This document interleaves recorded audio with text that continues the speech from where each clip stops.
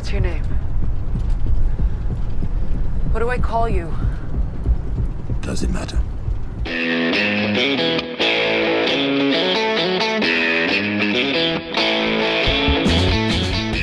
Hello and welcome once again to the Cine-Files, where this week we are continuing our exploration of Mad Max's Fury Road with our special guest, Brendan McDonald. My name is Steve Morris. I'm a filmmaker and directing instructor in Los Angeles, California. Hello, everyone. My name is John Rocha. I'm a writer, producer, and host and voiceover artist here in San Diego, California. And Brendan, we are so thrilled to have you back on the road for however long this journey is going to take. I feel like it's appropriate. Like, this is a series about a guy who's indefinitely stuck in a wasteland. Like, you know, hey, just keep this open-ended. I mean, we never know how this thing is going to end, and we might run out of gasoline anytime, I think. So, and we should also say that there would be no Cine-Files without our incredible supporters on patreon.com/the Cine-Files, as well as on Apple Podcasts. It is your subscriptions that keep the show going. And if you're interested in hearing ad-free versions of the show, as well as our Cine-Files shorts and a whole bunch of other material, those are the places you should go to check those things out. Absolutely. Another way you can support the show as well is when you hear those ads, and if there's a product that stands out to you in the breaks here in the show, then please make sure you use our code, because when you use our code, you let them know that you're a customer of them through the show, and they'll keep supporting us here on the Cine-Files. So make sure you do that if something jumps out at you when you're listening to these ads in between our lovely voices talking about these movies. And where we left off, the Immortan Joe had just realized that Furiosa had stolen his wives, and he has taken his entire fleet of warrior cars, including Nux, Slit, and their blood bag Mad Max out on the road, and that is where we're going to start up our engines again.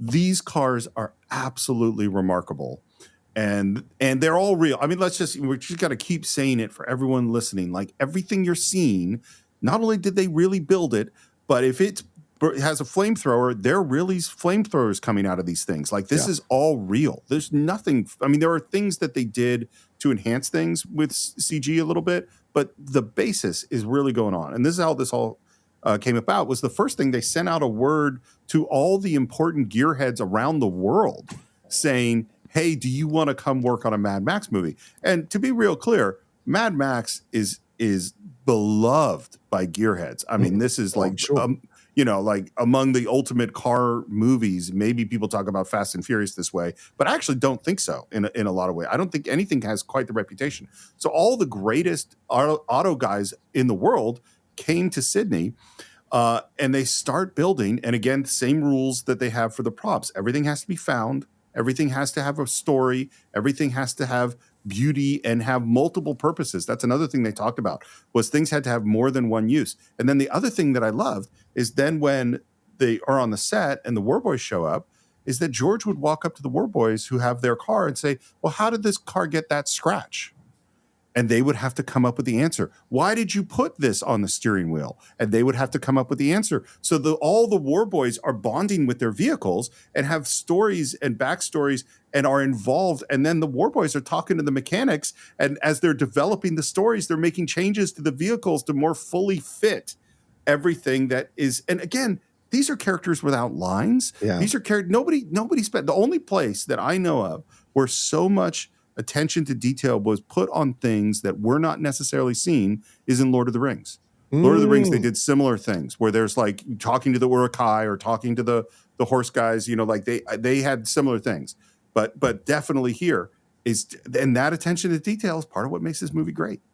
Yeah. And again, it's a way of giving your actors ownership of their roles, ownership of their situations, by letting them come up with the stories that feel comfortable organically for them, so that when they're in the film, there's believable shots that you don't have to go back and go, hey, man, next time, can you do this? Can you do that? You're capturing them in the state of mind that they have to get in order to do their roles.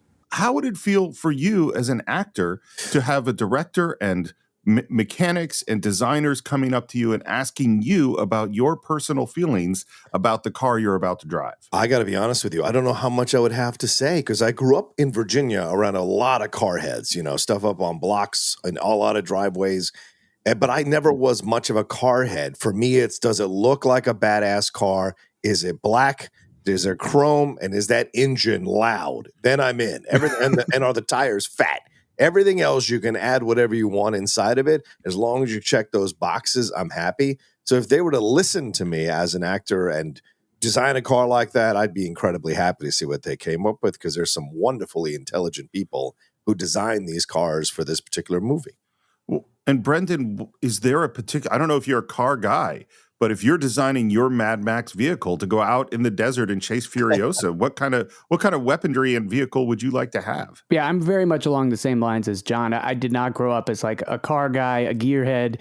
In fact, growing up in the pretty cold Northeast, I think most people had fairly utilitarian cars. There were a lot of sedans, a lot of station wagons. And I can remember when I was turning 16, someone asked me, like, what kind of car do you want when you can finally drive a car? And I had no idea what that even meant. Like, I was like, one that goes? Like, what, you have to choose a car that fits a personality. But I do think, probably in keeping with a lot of that kind of like upstate New York entertainment mentality, the same stuff that goes along with me liking pro wrestling and American Gladiators and all the stuff that was on UHF TV when I was a kid, I definitely saw a lot of monster truck stuff. And especially the kind of things where like trucks turned into other stuff, like trucks turned into a dinosaur, trucks turned into like, a rocket ship. So absolutely, my Fury Road vehicle would have to involve some kind of large, oversized quality, definitely like the wheels or whatever. I love Immortan Joe's car because it's a car on top of a monster truck, basically. And then, there's got to be some type of transformational aspect to it. Not full on like Autobot, right? But like definitely something where like a mouth can open up. I am definitely ready to witness you in this vehicle coming down along the Immortan Joe. I just had this image as you guys were talking about your car experience growing up. I had this image of them sort of panning along these amazing vehicles and ending up at the first car I ever had, which is me in my 1981 Toyota Corolla station wagon, right on the side next to all of Joe's vehicles, just trying to keep up in the sand. I think that would be awesome. So, and of course, one of the craziest cars, I mean, it belies description, but I'm going to do my best, is you see this truck with these huge drums, all these drummers, and then the camera moves forward past this massive array of speakers to a dude in what looks like a red union suit with the craziest electric guitar you've ever seen, shooting flames, and this is the Doof Warrior. Yeah, the Doof Warrior is played by Australian artist and musician Sean Hape. His father is Maori, so you would say Hape is how you pronounce his last name, and he's better known as Iota as a performer. But in an interview with Vice, he said that guitar that Steve just described, it weighed 132 pounds and shot real gas-powered flames out of it, which he controlled using the whammy bar. And I'll tell you this, watching it again for the show, obviously this is a very male movie. Yes, they're women, they're going out, but like it's a very male fantasy movie. What a male future would look like here. Everybody's in phenomenal shape. They've all been working out at Immortan Joe's gym, and they've got these. And even the guitar is in essence an extension of his penis there, and the way it's shooting out the flames is almost like ejaculation. So it's very clear that this is very much a cock-strong society, for God's sake. I do like that idea that this is all coming from the same general mentality that's filled with testosterone, but I also like that it's particularly dumb. Like every single person will talk about how awesome this is, but virtually every time you talk about it with someone, they also bring up how incredibly wasteful and stupid it is to have this energy and all of these resources channeled toward a frivolous object within the context of this race. It's just to herald their arrival. It's the equivalent of the trumpet squad, and it is completely ass backwards in the sense of what you would actually be wanting to do in running a developing society after nuclear fallout. But for these assholes, it makes perfect sense. And like, I love that about the whole movie, that there's so much bad male energy. And as we start to get into the rest of the film here, the women are given plenty of opportunities to point this out without feeling like out of place. Like when they say this stuff about these guys, you're like, yep, they got these guys pegged. I think this moment in the movie, when you see this guy, is just like, it's sort of a you're in or you're out moment, except I think everybody is just, you got to be in, because it is the most, it's funny, Brendan, it's just as you say, is that both for the world of the movie and Joe, like, this is incredibly wasteful and like, why would you have this? And this is just stupid. It's also totally useless in the movie as well. Yes. Do you know what I mean? Like it is a complete affectation where, George Miller said, yeah, we're doing this. This is what we're doing. And to me, it's like such a, I've seen your little Avengers movie and I've seen your little Star Wars. Those are quaint. This is how I do it. Like, we can have this guy in the guitar. It is so insane. And, when we go into that sandstorm, I think that's an excellent point, Steve, of how he shoots that to mirror anything you would have seen in an Avengers film. I also think this is a slight commentary, and I wonder if he was influenced by this, Brendan. I didn't even think about this until you were talking about it and describing it. Like, is this, in essence, Coppola's Apocalypse Now, when they play Flights of the Valkyrie before they go in there? Totally, yes. There's no reason for them to play that song, but for whatever reason, it gets their cocks hard, and they roll in here and kill these innocent people in how they do things in that movie, and it shows the stupidity of war, the stupidity of the overtly male approach to war. And so I wonder if, in a way, George Miller is kind of making a comment on that as well. So a little bit about this guitar. Here were the requirements: is they went, okay, it has to really shoot flames. It has to look like a weapon. It has to be completely badass. And so obviously we got these great designers and mechanics and engineers, and they go through and they spend all this time and they build this thing. It's got 60 moving parts. It shoots flames. It looks awesome. George comes up and says, oh, this thing is amazing. I can't wait to hear it play. And the guys go, well, we didn't think you were actually wanted to play this thing. So they have to go back to the drawing board, now build a whole new thing. Now it has 200 moving parts. It's way heavier. Yeah. Iota, the Doof Warrior, says it's the shittiest guitar he's ever had to play in his life. And the other thing that's funny is that George, who is an admirer of Peter Weir and has spoken to him many times, and he had heard that Peter Weir would sometimes play music on the set to set the mood of what was going on. And he said, well, that's a great idea.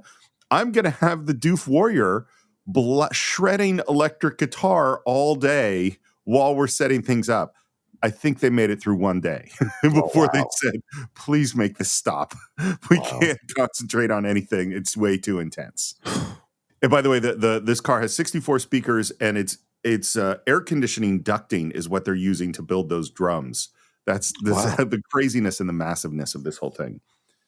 And then, like the wide shot of all of these cars as they start heading out in the desert is just absolutely astounding, particularly when you go, this is all real. Yeah. And to make this even more insane is we see where the blood bag, Mad Max, is strapped to the front of the car with that, grill in front of his face, driving straight out into the dust. The whole thing is so insane. Well, and if you have the other movies in your head while you're watching this one, the thing you immediately remember is the last time you've seen in the Mad Max world anyone in this position. It's those two people from the oil refinery in Road Warrior strapped to the front of Lord Humongous's car. And those guys do not have a pleasant end. They don't have a pleasant any time in any minute of that movie, and it ends pretty gnarly for them. So, like, there is, if you do have the Mad Max, iconography keyed into your brain while you're watching this, you're like, well, he's not in a good spot. The camera moves in on Joe looking awesome in his vehicle, which is called the Gigahorse. It is built out of two 59 Cadillacs, two huge motors, two giant tractor wheels, and of course, naturally, as you do, has a harpoon, has a flamethrower, its bumpers look like skulls, and of course, the other thing they had to do for Joe's character and his costume is there's all this breathing and medical equipment built into the cab of the Gigahorse to support him so that he can survive.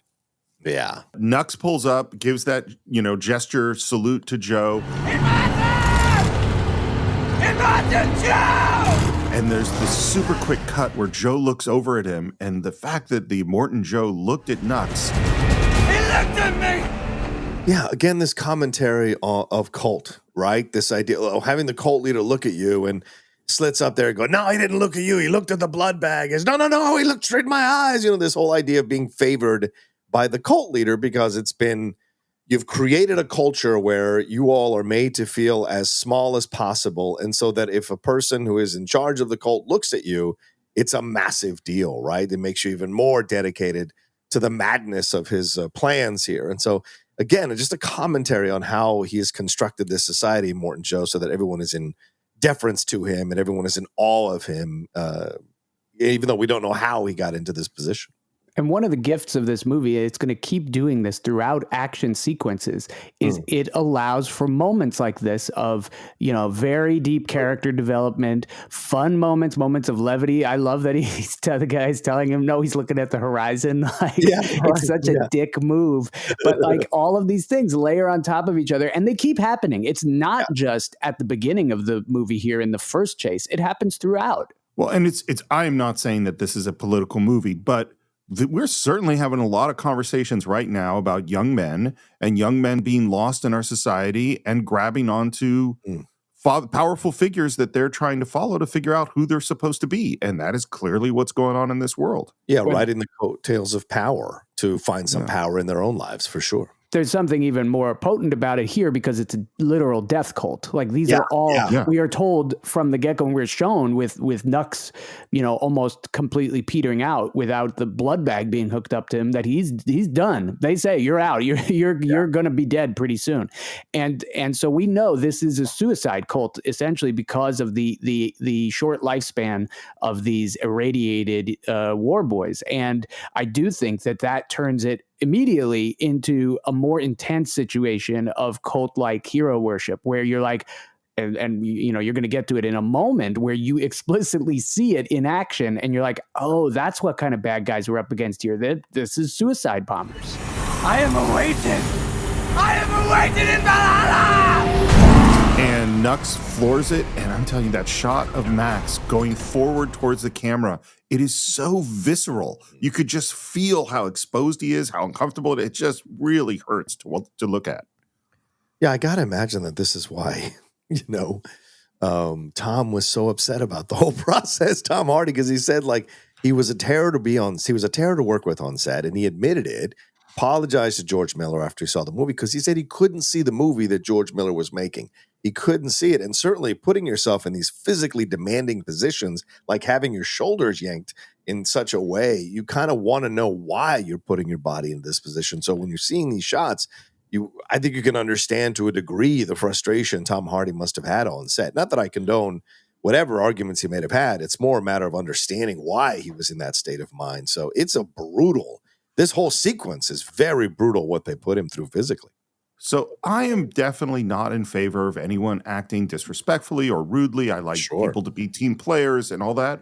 But I'm telling you, and John, I'm saying to you, if you had been in the situation that he was in, you would have been angry. Oh, and yes, I would have. I'm no wallflower. If after you get enough experience on sets, you can absolutely tell the director, no, I'm not doing that. Don't be an idiot. Those kinds of things when you're in certain ads. Yeah. And let's talk. I want to describe how bizarre this shooting situation is. Yeah. We have to describe a little bit about how it normally goes. So the first thing is, this was a moving shoot. It was not a normal way you shoot is you go, okay, here's my 17 locations, my 25 locations for the movie. These ones are going to be on sets. These ones are going to be, real locations. And we go to this location, we shoot there for a while. And then we're done shooting there. We go to the next location, we shoot there for a while, and we go to the next location. What they did here was they're literally they're shooting in order. Yeah. And so the location is just constantly wherever they are every day moving forward. The location never stops moving ever. Right. Okay. So right now you don't get that sense of, oh, here's our new location. We're going to shoot here for a while. It's always moving. Right. That's the first thing. And the second thing is, so when and I'm sorry, because it'll be a bit of a digression, but to explain how George Miller is doing this, I had to explain how it normally works, which is that So I would have students come into my classes and they would go, okay, I want these 25 shots for my short film. And then they would go off and shoot those shots kind of in the order, like, I just need this person turning to the left. And then I need this person saying this line. And I need this person saying this line. And they would shoot all those pieces. And I would go, no, you can't do it that way. It's not going to cut together. It's not going to work. The way you normally shoot a movie is that the actors come in, you do a rehearsal so that everybody can see the whole thing and understand the scene. The actors go away to do hair and makeup, which could take 45 minutes to a couple hours. And during that time, you set up the set, you light the set, you put down the dolly track, you do all the stuff. The actors come back. Now they're in their hair and makeup. You shoot the master, which means the whole scene beginning to end. So everybody gets to understand what they're doing. And then you go and you shoot all the close-ups and all the other shots you need. And because you shot the master, you can now match everything to what you did in the master. And that is how you make a movie. That's how I teach my students to make a movie. That is not how George Miller shot this movie. He shot this movie exactly the way I tell my students not to do it, which is that he went, these are the shots I need. I only need Furiosa turning to the right and then looking down, and that is all I'm going to shoot. I'm not going to shoot a master. I'm not going to shoot the beginning, the middle, and the end. So the actors are never getting to do the whole scene. Wow. And frequently, they don't even know what the fuck is going on. Yeah. George Miller is just saying, Tom, you need to walk into this space, turn to the right, and then back out of it. And he's like, well, why am I doing this? What is the scene? What is happening? He's like, I just need you to do this thing. And so you imagine now you're on a set, 7 months, you're shooting this thing in horrible, difficult conditions. You're being strapped to these things, driving through the desert, your arms held behind the back, and you're never getting to act. You're going to get angry. Yeah. Like, it's really going to piss you off. Yeah. It sounds like George Miller is a lovely man, but he is not an actor's director in any way, shape, or form. That is not what he is, So we're in this high angle and we see these multicolored flares go off. We see the war rig in the distance and we're out on the war rig and our, the chief of security jumps down to talk to Furiosa because he's going, what's going on? We got vehicles from the Citadel. They're firing flares. They want reinforcements from Gastown and the bullet farm. What is this? Backup? Decoy? It's a detour. And heads off. Yeah, this is Ace, played by John Isles, who is a stunt performer, but does a nice job here. He's only been in like 4 or 5 films, but he's worked on stunts in a number of them. But he does a nice job with this quick stuff here. And again, I'll say, I feel really bad for this guy. Yeah. And then we see these guys in spike cars, and I think these guys are known as the Buzzards. They are coming down to take out the war rig. And now we go into defense, which is that, this guy who's her chief of security and all the cars that are surrounding the war rig, this is what they're trained for. They're going to defend the war rig, even though they have no idea where they're going or why they're going this way. Yeah. And she hits the horn and the music starts pumping. And now we're going into the action sequence. The great build into this moment, right? The horn kind of signaling that we're going next level now. Everyone's in position. Let's have this fight. The car in front hits like a hit trap. And the guy goes flying off the car. We see a couple of motorcycles get taken out by spikes. We start to see the use of these spears with bombs on them that are called thundersticks, which are a great, great design choice and a really, really cool weapon. Yeah. Yeah, I like the guy flying off the car, and it's a little bit of like a visual nod to Guy Norris's own stunt in The Road Warrior, which was, as we talked about, not a stunt that they intended for him to get terribly hurt on, but it still looked so good they kept it in the film. Here, as the stunt coordinator of the film, Guy Norris is playing with all of this stuff, and this is basically the first big stunt you see in the film. Anyway, is this car flipping over, and they zero out the soundtrack for a second, so it is impactful to just all of a sudden go, whoa, that thing flipped over. There's so many, it's so funny. I just said how George Miller is not an actor-director and how the way that he set up the shots is not conducive to actors working together for performance, and that's totally true. Every single one of these shots is here for a reason. This is this we said at the very beginning of like 10,000 ideas, 100,000 ideas. Every one of these shots is really interesting, and worth taking a look at and asking the question like, well, why is this here? Well, it's telling this piece of the story. Yeah. And it really, really works. And we also see and this is where just having these real stunts on these moving vehicles is so impressive. Like there's a moment where, a dude basically swings down on a rope, grabs another war boy and brings him back up to the rig while everything is moving around him. It is so impressive a stunt. And it's on screen for a second and a half, maybe, Yeah. We saw as Joe was running through his palace, his compound, shall we say, to find the girls and what happened to them. We're like, look at the world building that they're just throwing in as he's running through these different rooms. I think the same thing is happening here. He is showing you that they have constructed war tactics that they have used and honed and gotten to a perfect point so they can do things like this. And for them, it's second nature. For us watching it for the first time, we're just utterly stunned. I think Soderbergh said when he watched this movie, I don't know how I would have put a gun in my mouth if I had to shoot 30 seconds of this film. I don't know how George Miller did it. And I don't know how they're still not shooting the film. He's like, that tells you like how he was able to get all of this with his stunt coordinator, as you mentioned, Brendan, the timing of all of this to look not only amazing, but also secondhand. Like it's no big deal. So I marvel at what they were able to do in these sequences. There's one of these spiky cars, which I think is called Plymouth Rock, is coming up. And so Furiosa locks the gas pedal down, and just the gas pedal is worthy of a moment of attention because what it is called the Brannick device, which is the tool you use to measure your feet when you're buying a new pair of shoes. And this is a perfect example of the found materials and then using that material that has that, it uses that little slider to create the lock on the gas pedal is just, and again, on screen for a second, maybe, And she leans out the window, and along with her chief of security, she has her little mini crossbow, and they fire at the car, blowing it up. But Joe's fleet is getting closer, and Nux is driving. I love the moment where Slit throws one of those thunder sticks right past Max's head. By the way, there's a shot where there's like a bouncing bird on one of the dashboards that Joe is playing with. That might be the last shot that was ever filmed for Fury Road. And apparently George Miller is sitting there bouncing the head and doesn't like the bounces. And they did like 30 takes. And the crew is going, this is so typical of this movie. It's the last shot. It's a little bouncing bird. And George is just not satisfied with the way it's bouncing. And then there's this moment as Joe's fleet is coming up on the buzzards. And one of these war boys gets hit by a crossbow bolt and goes down.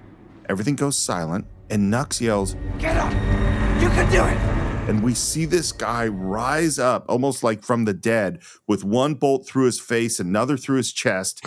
And he grabs this can of spray paint, sprays this chrome spray onto his open mouth, and then yells, Witness!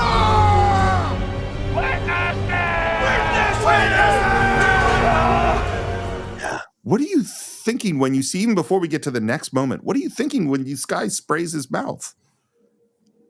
You mean, like, what was I thinking in the first moment when I ever saw this? Yes. I mean, like, this is a perfect example. You've nailed it. Is that one of the great treasures of this movie is something will happen where when it happened in the moment, you had no idea what was going on, and you had no idea for your brain to explain it. You're all the things of visual language that you're trying to come up with. You're like, oh, he's giving himself some kind of power potion or something. This is going to like jazz him up, juice him. And it's not until it sinks in, and then maybe when you see it again, see Nux doing it to himself or whatever, do you finally start to piece together the kind of symbology of it and what it is. But at the time, it has this like tremendously confusing, or if not outright confusing, just a confounding purpose to it. And now when you watch it again, when you watch it for however many times I've seen it, multiple dozen, it's just a perfectly easy to explain thing, just like the Force is in Star Wars. Like, what are you talking about? Why are you asking me what the Force is? You just use it. You make a guy, choke himself or whatever. For me, there's always a separation within myself, right? There's the sensitive guy who's, really empathetic. And then there's the other guy who's like, fuck yeah, take all the brakes off. Let's go crazy. And that's the guy that was in the military for 8 years. So when I see these moments, they do excite me as, from a primal place. And the idea of witness me, this is a sacrifice. And there there is something inherent in some of us with this idea of dying for the thing you believe in. And it is ingrained in you, or you're born with it. I don't know. But like, I've always had it. So when I see these moments, I'm almost cheering with the war boys for this guy to go and die the way he wants to die, which is sacrificing himself in some useless way on something for something he believes in. So I love this moment. And I think there's a genius. Once again, it's what makes George Miller so great. He knows when to up the sound and when to remove the sound. So as you said, Steve, when there's this silence as he's slowly getting up, there's this feeling of like, is he going to make it? Is he not going to make it? And they're encouraging him to get up, and they witness him as he dives into this car and blows it up and kills himself. And the spraying of the thing is just a ritualistic kind of religious thing that you can see that gets them mentally psyched to do what they're supposed to do. But Hugh Keays-Byrne said in an interview that it is supposedly a euphoric drug that they are spraying into their mouths that gets them super high and like just totally focused on what they're doing. So it could be just like people using drugs in Vietnam and whatever. So I don't know, but it's an interesting moment, but it gives you a great window into this ritualistic, religious type cult-like approach to how they handle their war. You know, what's so funny about it, or not funny, but it's in one moment it's so ridiculous. Like, we just seen the Doof Warrior, we've seen all this stuff going on that's completely bizarre. This world is totally bizarre. This guy sprays stuff in his mouth, yells, "Witness me!" It's like, what is this? And then he's going to kill himself. This is a death cult. And so on the one hand, you're like, part of my brain is just rejecting what's happening, except that the way that it happens feels heroic. Yes, like there's something so brave and powerful about this dude who's already been killed, essentially, getting up for one last thing. This is the heroic mythology is still happening here. And so and it's interesting too that they shoot in a way that it's very clear that Max is also watching it. It's not just that we're watching it, but Max sees it. And this guy with the last of his strength stands up. He has this thunder stick in his hand, and he leaps down on this, spiky car in slow motion and kills himself. It is a suicide bomber. It is a kamikaze pilot flying into this thing. By the way, this is a really difficult stunt. So he is, they're out there on all these cars. They're all moving. He has a harness on him. So what he's doing is he is literally jumping towards a car that is covered in metal fucking spikes. And the harness slows him down and stops him right before he gets to it. And then they can cut to the effect with the explosion and all that stuff. No thanks. Because this is the thing. Everything's moving. Yeah. And this thing has to stop on a dime when there's a driver in the car coming towards you. There's a driver supporting you in this car. There's all these other cars all around. And you're going to leap. Man, it is a scary, scary stunt. Yeah. Yeah. And the other thing I just have to say is like, this seems ridiculous and bizarre and stupid. But as we've all said, kamikaze pilots, the guy that carries the flag into battle in the Civil War is a similar thing of like, I'm going to show my heroism, or counting coup in Native American culture. Like, there's so many things where there is this mix of violence and masculinity and a cultural ritual put on young men giving up their lives for some kind of a cause. That is not an unusual thing. Well, I wish I could remember who said this, because it's somebody I believe it's in the Blood, Sweat, and Chrome book, that George Miller's world of Mad Max is a place where seemingly, life is cheap. Right, because it's you're basically all scavengers and survivors and that. But one of the virtues of the whole series is that every life means something, and that's what he's showing here. Even with these war boys, who you're told are on death's door, this is a meaningful death, and it's it is not. He is communicating to you that you are not going to see set him up and knock him down stormtroopers or like that, and that is going to add to the minute-to-minute gravity of this movie, that everyone you're seeing has a value, and you're not going to watch just a Steven Seagal movie where you just kill a bunch of nameless baddies, right? This is in the world of Mad Max. This is very real and important. What's interesting to me is the moment that he does it, when all of the war boys watching go, witness, Yeah, witness. and you feel just what you're describing, how meaningful this is. And it's interesting to me that later on in the movie, we're going to have the women's version of the mourning moment. They have their own ritual around the death of someone that we're going to see, you know. We're almost caught up to the rig, and there's this great moment where Max makes eye contact with Furiosa as she's driving, and it is the first moment of this largely silent relationship that is going to be created between these two characters, almost entirely just through looks and what I perceive as just deep understanding.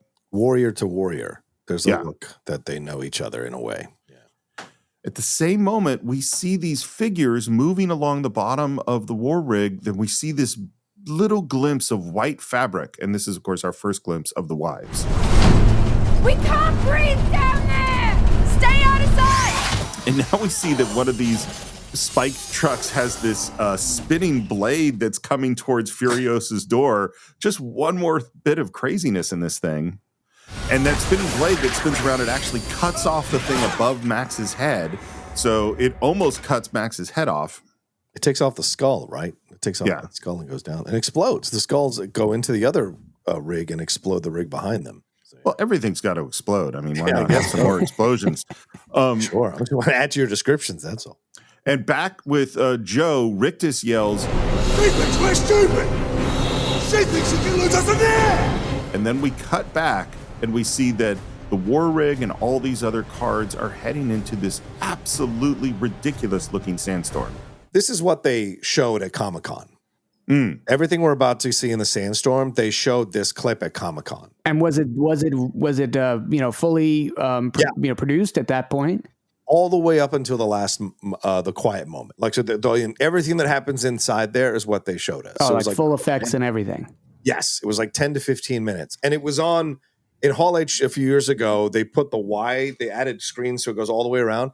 So your essence, we're watching it in like Cinerama Dome type of viewing. And gosh. It was, the word jaw-dropping is not even remotely close to explain people's reactions after the lights went back up. I mean, it just jaws on the floor, just absolutely on the floor of what they just witnessed. Because everyone knew they'd seen something they'd never seen before on screen. And that's an amazing thing to experience collectively in a room.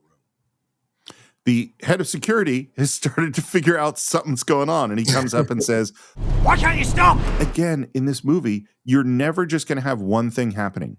There's always going to be two or three things happening at the same time. So right as he's starting to argue with Furiosa, Nux, with Max on the front of the car, is coming up, getting really, really close. Thru! Out of the way! Out of the way! What have you done? What have you done? The security guy grabs Furiosa by the neck. They swerve into Nux's car, which drives the wheels into the dirt. And now they're really, really about to head into this sandstorm. Furiosa puts on her mask. Max has been struggling with his bonds. Slit has come up to move him around. And just as they're heading into the sandstorm, Max flips Slit off. So Slit is essentially hanging by Max's neck. Max rolls over his body, kicks him in the face, loses his shoe as Slit goes flying, and this is all happening as we're setting into the crazy sandstorm. Nux puts his goggles on, they go in, and I love, John, I can't imagine seeing this for the first time because the way they go from that shift into red and then the desaturated black and white and all the dust everywhere and the blacking, surreal nature of all these images, it's absolutely crazy. That's why I think it's important to watch this film in black and white because this is how George Miller originally intended the film to be. He wanted it all in black and white, but the producers talked him out of it. So when he sneaks in these little sections where you see what his actual full vision was going to be for this, it's fun to witness. And witnessing it in the theater, it never loses its awe. I watched it again yesterday because I've watched it now 3 times for our discussion. I watched it again yesterday as I was tooling around working on things, and I had to stop. I had to stop and watch this sequence because it never stops being awe-inspiring in terms of the filmmaking and the visuals that you're experiencing when you're watching this stuff. You know? Have you guys both watched that, the black and chrome version where it's in black and white? Yeah. So I have never done it. And I really? almost can't get myself to do it. I get why you and everything you're saying makes sense.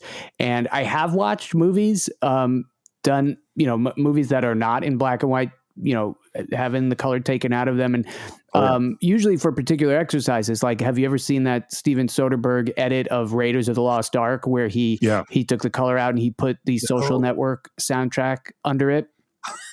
It's fantastic. Yeah. It's the kind of thing where if I had a bar, I would just put that on over the bar. Like, it would be on a small, 4x3 screen, and it would be playing all the time with the music visible, audible, because it's such a fun exercise to experience Raiders of the Lost Ark that way. What my hesitation with watching the black and chrome version is it's like being told you have to be without something you love. Like, I can't imagine not having the colors of this film. Like, they're so important to me and important to the emotional tone of each different scene. It's something I'll have to do eventually, but I really resist it. And I have a strange block being like, I just don't, I know he says he intended to film the movie this way, but a lot of directors say a lot of things, and it doesn't mean they're always right. Well, and he didn't film the movie that way. No. Like, that's the other thing is, like, if he had intended to film it all in black and white, you light things differently for black and white. Your set design is different. Color shows up in black and white in different ways. So even though you might have a blue, piece of article of clothing and a red piece of clothing that have the same brightness intensity, they don't look the same when they're in black and white. Chocolate even though you're sauce not for blood in Psycho. Yeah, these things all look different, but it is, I would say, watch a couple minutes. You don't have to do the whole thing. Yeah. Just because it is really, really interesting to look at. I think as we move into the sandstorm, this is probably the most like CG element of the movie. There's more non-practical special effects going on here, but for everything they did, even with the cars exploding and flying, they shot practical things as the model. Even if the practical thing was entirely replaced by a CG model, they still shot it. And what the effects people have said, it makes all the difference, because you just can't, that random element of how things happen when you have real stuff, they just can't reproduce in CG. It was funny. I just watched Gladiator 2 last night. Oof.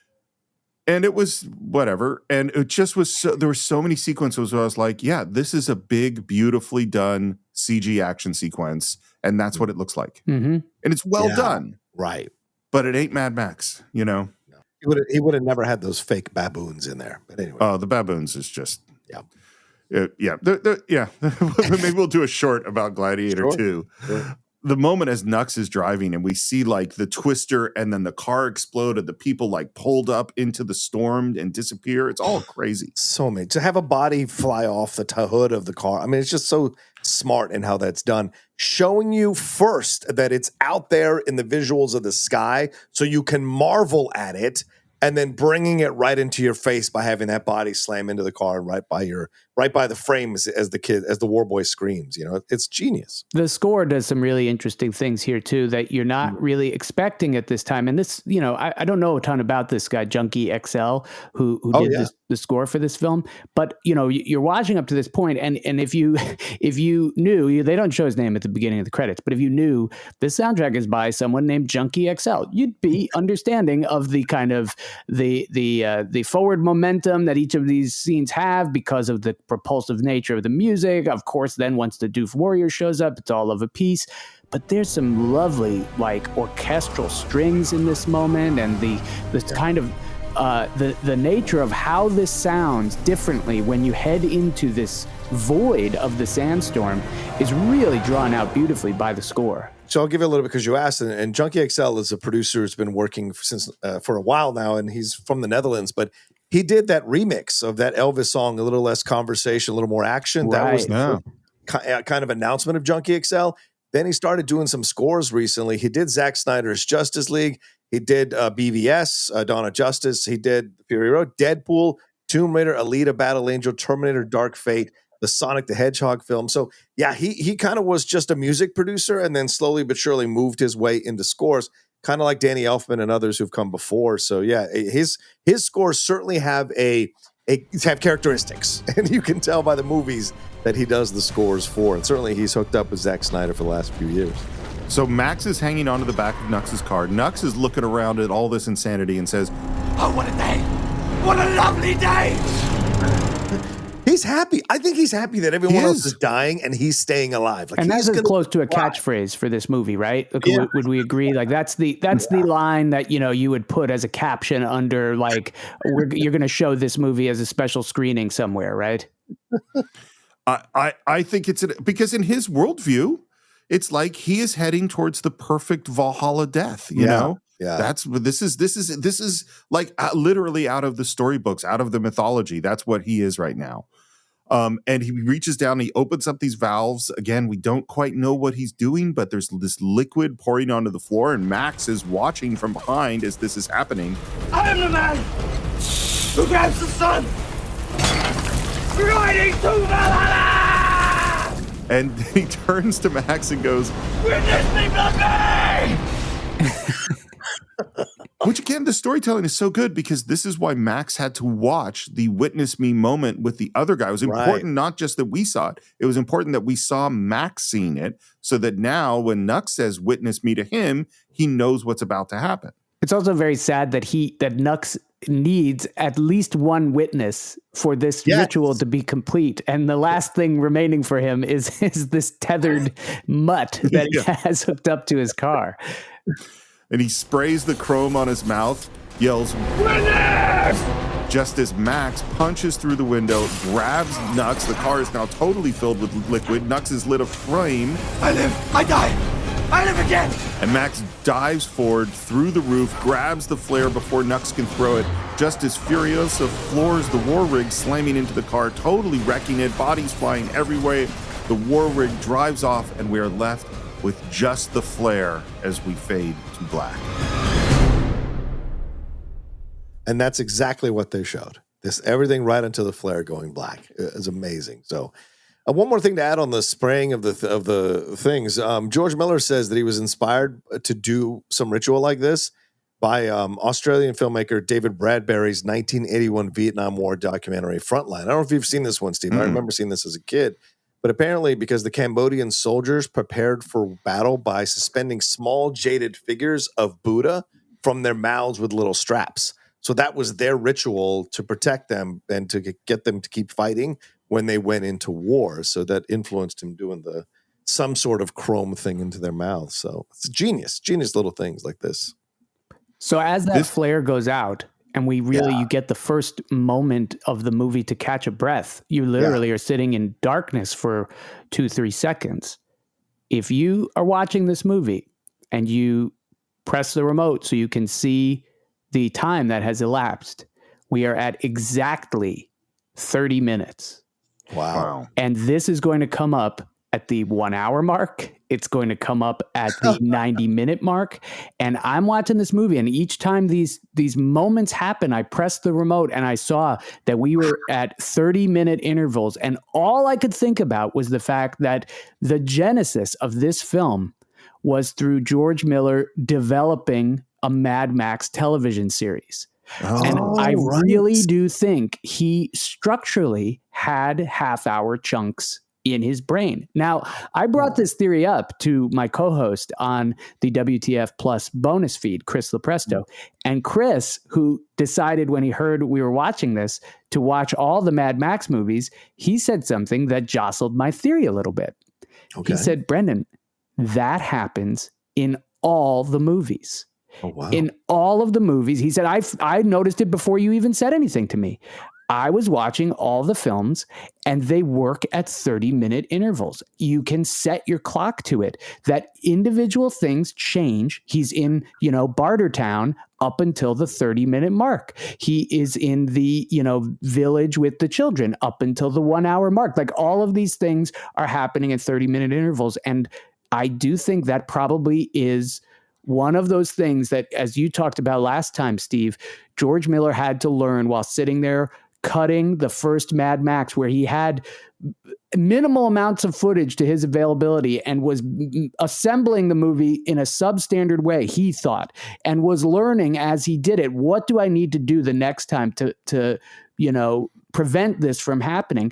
I think he found this kind of organizational strategy for himself. If I can do these things in these manageable chunks, and half hour is in your brain as a manageable chunk for anything in life. That's a thing you could set your time to on your calendar and be like, great, I'll do this for a half hour, or do it for an hour and kind of mentally break it up in two parts.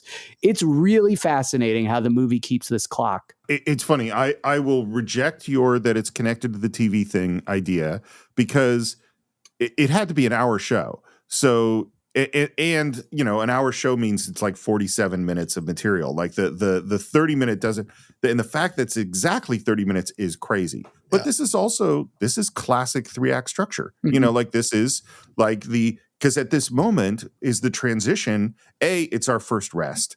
And B, it's the transition from Max being completely a victim to Max suddenly being able to make some choices and take some charge of his life, and is first going to move into conflict with Furiosa before we transition to the next section of them kind of working together. But it's so funny. Like there's so much where if you read like the Save the Cat books and they stuff, and he will break down like it is on page 28 that this happens in this thing, and it's on page 29 in this things. And there's so often that these structures fit together. And I also always reject people who try to use that as a way to write something like, oh, I have to have this happen on page 30. And it's like, no, just write your story. If you write a good story, it is going to have these moments, because that's how good stories work, It's also, by the way, so from the start of this particular chase to the end, that's 16 minutes and 45 seconds of just solid, nonstop, no breaks whatsoever action. That's crazy. Light fades up. We're on this body in the dust that starts to move. We see the fingers open and close. The head lifts slowly up. And there are these visions of fire and lava, and we hear this. I think it feels like the sound of blood being pumped through his body as he is getting up. And he goes to the car and drags Nux out of the sand because they're attached together. He is his blood bag. They are linked. And he tries to get the manacle off Nux's wrist, and you can see him kind of freaking out, trying to get this thing off. Finds his little sawed-off weapon, points it at Nux's wrist, and you're like, oh shit, he's going to literally blow his hand off in order to get it back, but the thing's just got blanks. It just fizzles. Oh, also that happens to him so much in the course of the Mad Max series. Like it is like if you came to this movie as a fan of Mad Max, you know that like bullets are completely unreliable.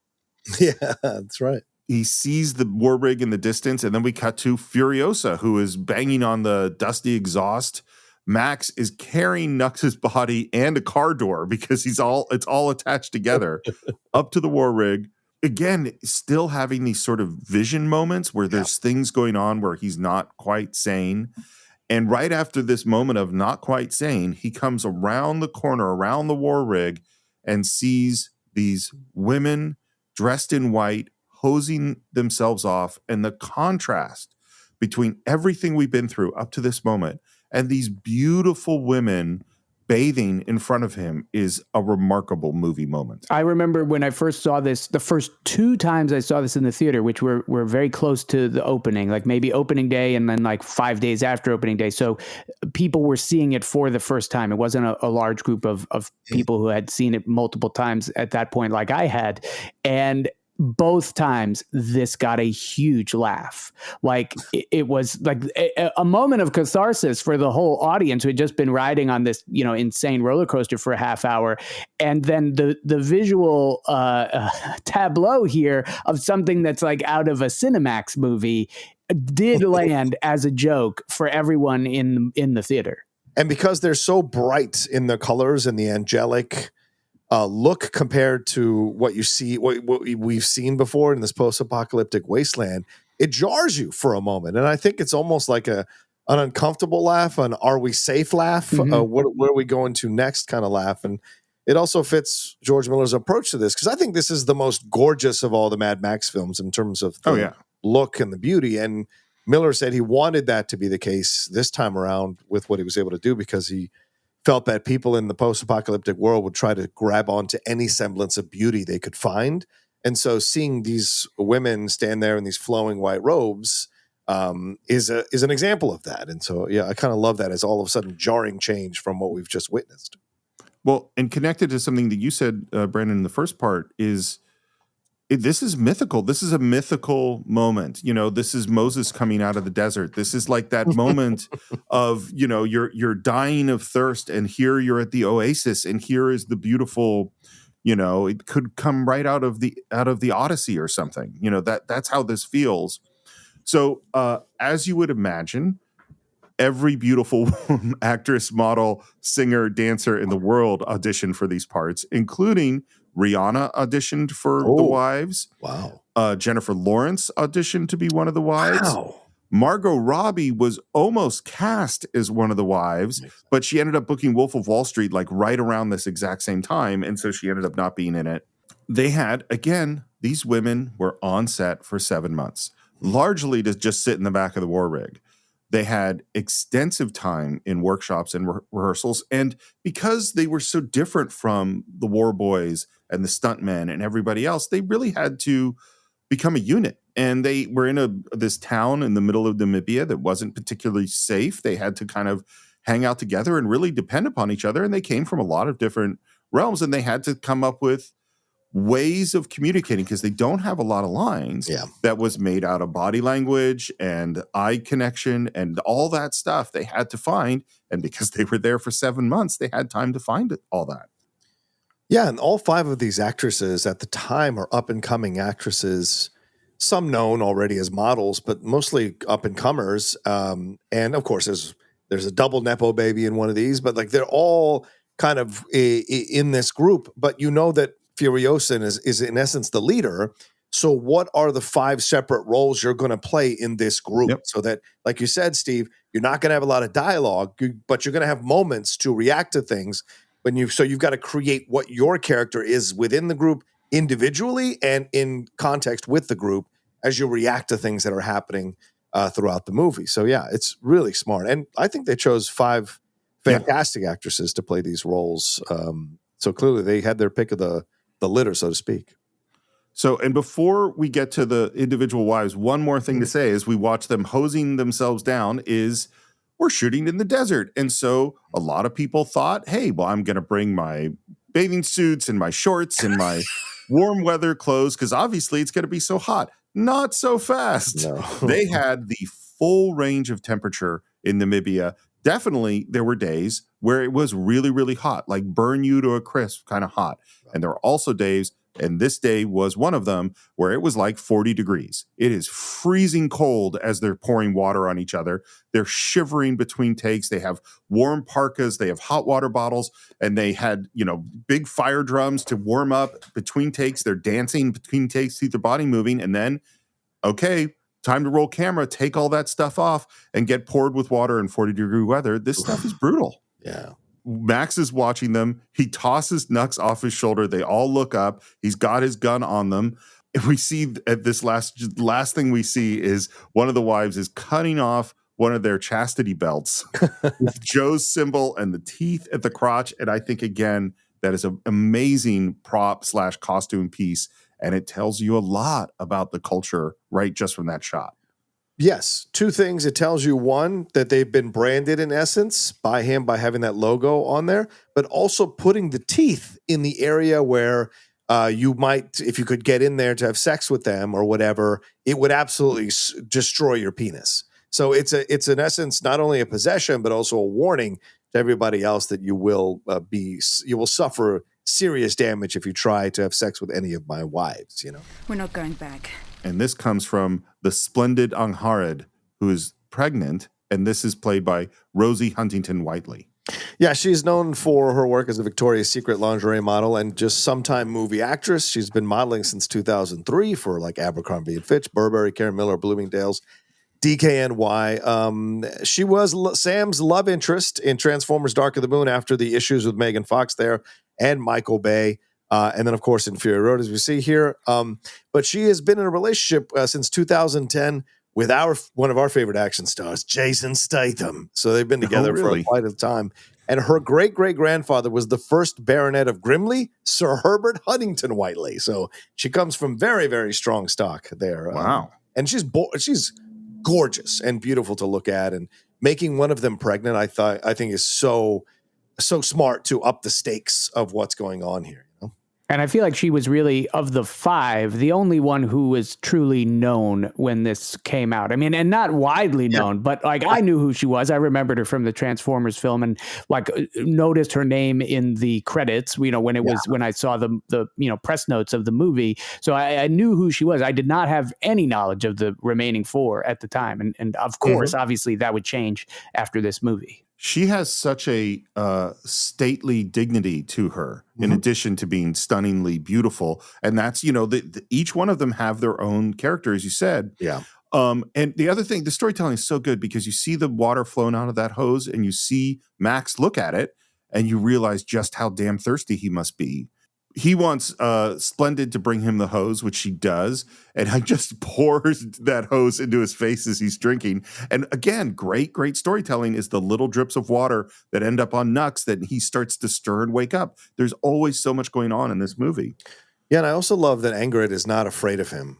She walks right up to him with the hose. She doesn't cower. She's defiant. He's pointing a gun at them all too. Like that's the other thing. Like this is not just a guy grunting for help. He is threatening them. Yeah, she's an extension of Imperator for the girls in that group when Furiosa is not around. Right? And I love the choice that Max is only gesturing to them, you know, with the gun. He's communicating through gestures, not really speaking to them. And he wants this chain cut. And they, you know, because he saw them cut off the chastity belt. So obviously they have this lopper to cut off the chain. Furiosa starts to go. He doesn't want Furiosa anywhere near him. And so he gestures to this striking blonde to come to him. And that is the Dag, played by Abbey Lee. Yeah, this is her feature film debut. She's an Australian actress as well, and she's appeared in Gods of Egypt. She was in Office Christmas Party for any of you guys who saw that little comedy there. She was also in Neon Demon, which is the Nicholas Winding Refn film opposite Elle Fanning, Keanu Reeves, and Bella Heathcote. She was also in that Dark Tower film, which was terrible, but she was in Lovecraft Country, which a lot of people seem to forget was a really awesome series on HBO just a few years ago, with Michael Kenneth Williams, Jonathan Majors, Courtney B. Vance, and others. So, and she was recently in Costner's Horizon Part 1 and Shyamalan's Old and Waco: The Aftermath. So quite a lot of work, as you said, Brendan. These young actresses start to work a lot, so we get to know them over the next few years. So as I mentioned for the audition process, what they did was they said, here is a bunch of scenes or monologues from all these different movies. And so the movie that Abbey Lee chose, the scene that she chose to do for her audition was I'm Mad as Hell and I'm Not Going to Take It Anymore from Network. Wow. My understanding is she had never seen Network. She just had the monologue, and that she did it as like a Southern minister sort of thing. and the casting director describes it as one of the top 10 auditions she had ever seen in her entire career. It was, I wish there was some video of this somewhere because everybody talked about George Miller cast her on the spot. They said it was like the most remarkable thing he had ever seen. George calls her up and says, I'm looking for someone who's willing to give up their life for 6 months. Will you take a chance with me? And Abbey Lee's response was, fuck yeah, I will. And so she comes up. We see the cars coming in the distance. She's about to cut the chain. She's struggling with it. It's not strong enough to cut through it, and that's the moment that Furiosa attacks, knocks Max down, takes his weapon, hits him with the stump of her arm, which I love, aims his sawed off at his head, fires it, and of course, there's a click. So she was going to kill him. Oh, yeah. That's so clear. She was going to kill him, no doubt. Yeah. Well, she doesn't know. I mean, as far as she knows, he's one of Joe's guys, and she's just coming after her. I mean, why wouldn't he? He was strapped to the. I think she knows everyone in that compound. I think that's a fair point, right? So, but but she doesn't know who this guy is necessarily. Yeah. Also, right? So, what does he matter to their end goal? Like their end goal is freedom, and if this asshole is going to stand in the way, he's going to get a sawed off in the head. So I want to talk about two relationships in this fight scene that are going on, and this is a really well choreographed, well designed fight scene. amazing. And it's super interesting, particularly because you have the added element of that chain to Nux and to the door, and so that just adds this other layer of chaos. And you really understand Max and Furiosa. They're both great fighters. They're both brutal. They're both warriors. They're both road warriors. But the first relationship I want to talk about is the two stunt people, which is Dana Grant, is Furiosa's stunt performer, and she had food poisoning during this fight. Oof. She's up all night throwing up and other stuff, throwing up between takes, trying to keep herself hydrated as she does because she has to do this fight scene. And I just, Brendan, you and I both just got over the norovirus, and I was completely incapacitated. I cannot imagine being nauseous and having to go do fight choreography. That is crazy to me. Yeah, I do know that. I mean, you guys probably are aware of some of the tricks of the trade. I remember when Marc had the flu when he was shooting his television show Maron, and it was like, he's in 99% of the show, and if he misses a day, it's money. And the mobile rejuvenation unit that they would bring to set that would pump him full of saline and B12. I have to imagine that is a prized situation on most film, television production sets, because I think about it all the time. I think about it anytime I'm feeling sick. I'm like, man, imagine having to work with this. And I'm like, well, I guess if somebody pumped me full of joy juice, it would be pretty good. It seems brutal to me. They finish the fight scene and they take her off to the hospital. And at the hospital, because she's now completely wiped out, she's totally tapped, she's used everything up. And they ask her, "Are you allergic to anything?" And she said, "Yeah, I'm allergic to penicillin." They immediately gave her penicillin. Oh no. Almost killed her. Jesus. One more piece about this story is that the guy that she was fighting with, who is Tom Hardy's stunt double, they ended up getting married. Yes. And then divorced. But they got married first. Well. And then now we have to talk about the other relationship that's here, which is Tom and Charlize. So for, I think, totally good reasons, Tom Hardy was pissed off. Yeah. And when he was pissed off, which is not what I think is so good, he made it very, very clear to everyone on the set, including George Miller, that he was not happy. Yeah. There was a lot of conflict, and Charlize is very much I'm a professional, this is what is required, and I will show up and be a professional. So a very different, and she's like the technician, like she's a trained dancer. She's like, do the work, practice the steps in order to do the job. And Tom is method guy, who's like, I have to be in this emotional experience. And so he's dealing with all of this stuff and coming on the set with all of his personality and his anger, and frequently showing up very, very late. And showing up late to set is fucked up. And I understand that he's pissed off, but it's really, you got all these people, you're in the fucking desert, it's cold, it's hot, it's difficult, and people are waiting on you, and he's sitting in his trailer. And this is really pissing Charlize Theron off, because she is like, you show up on time and you do your job. That's her attitude. So there's one day where he is 3 hours late to set. Oof. He is just sitting in the trailer. Charlize is in the war rig waiting. And they say, hey, well, why don't you, come off a set and go to Crafty and have a sandwich or, take a break. She's like, no, the call time was at this time. I'm here. I'm not leaving the war rig. So she sat on set for 3+ hours. Wow. Tom Hardy finally shows up and she just lays into him. She just like, this is unprofessional. It's disrespectful to the crew. It's disrespectful to the cast. This is not what should happen. And he got, the word is aggressive with her. And she says that she did not feel safe. And then Tom says that he thinks that this is all bullshit, of course. And she asked for there to be a female producer to shadow her, essentially, because she no longer felt safe around her co-star. Oof. So that's some intense stuff going on. Take that Blake Lively, Justin Baldoni thing and went to a whole other level. Yeah, it's a shame. I mean, he's one of those, what would you say, primal, rugged actors who is probably reminiscent of more like John Wayne, old school type of guys who just does what he wants to do in certain ways. But I don't know if John Wayne was, I don't know anything about professionalism or whatever, but that kind of rugged, approach. But Charlize was within her rights to go, because I mean, Charlize essentially is an extension of George Miller at this point in the film. This is the power hierarchy. It is those two and then Tom Hardy. And so maybe there's a sense of, for Tom, a frustration and a feeling of being essentially in a way emasculated on that set, and he didn't like that feeling. Unfortunate to hear all that stuff. I don't know if they patched stuff. I've seen them in interviews since. Maybe he's apologized to her and how he treated her. But yeah, that's never a good thing. That's not something that should ever happen on a set, and it's unfortunate to hear because those are both actors that I supremely enjoy watching their work.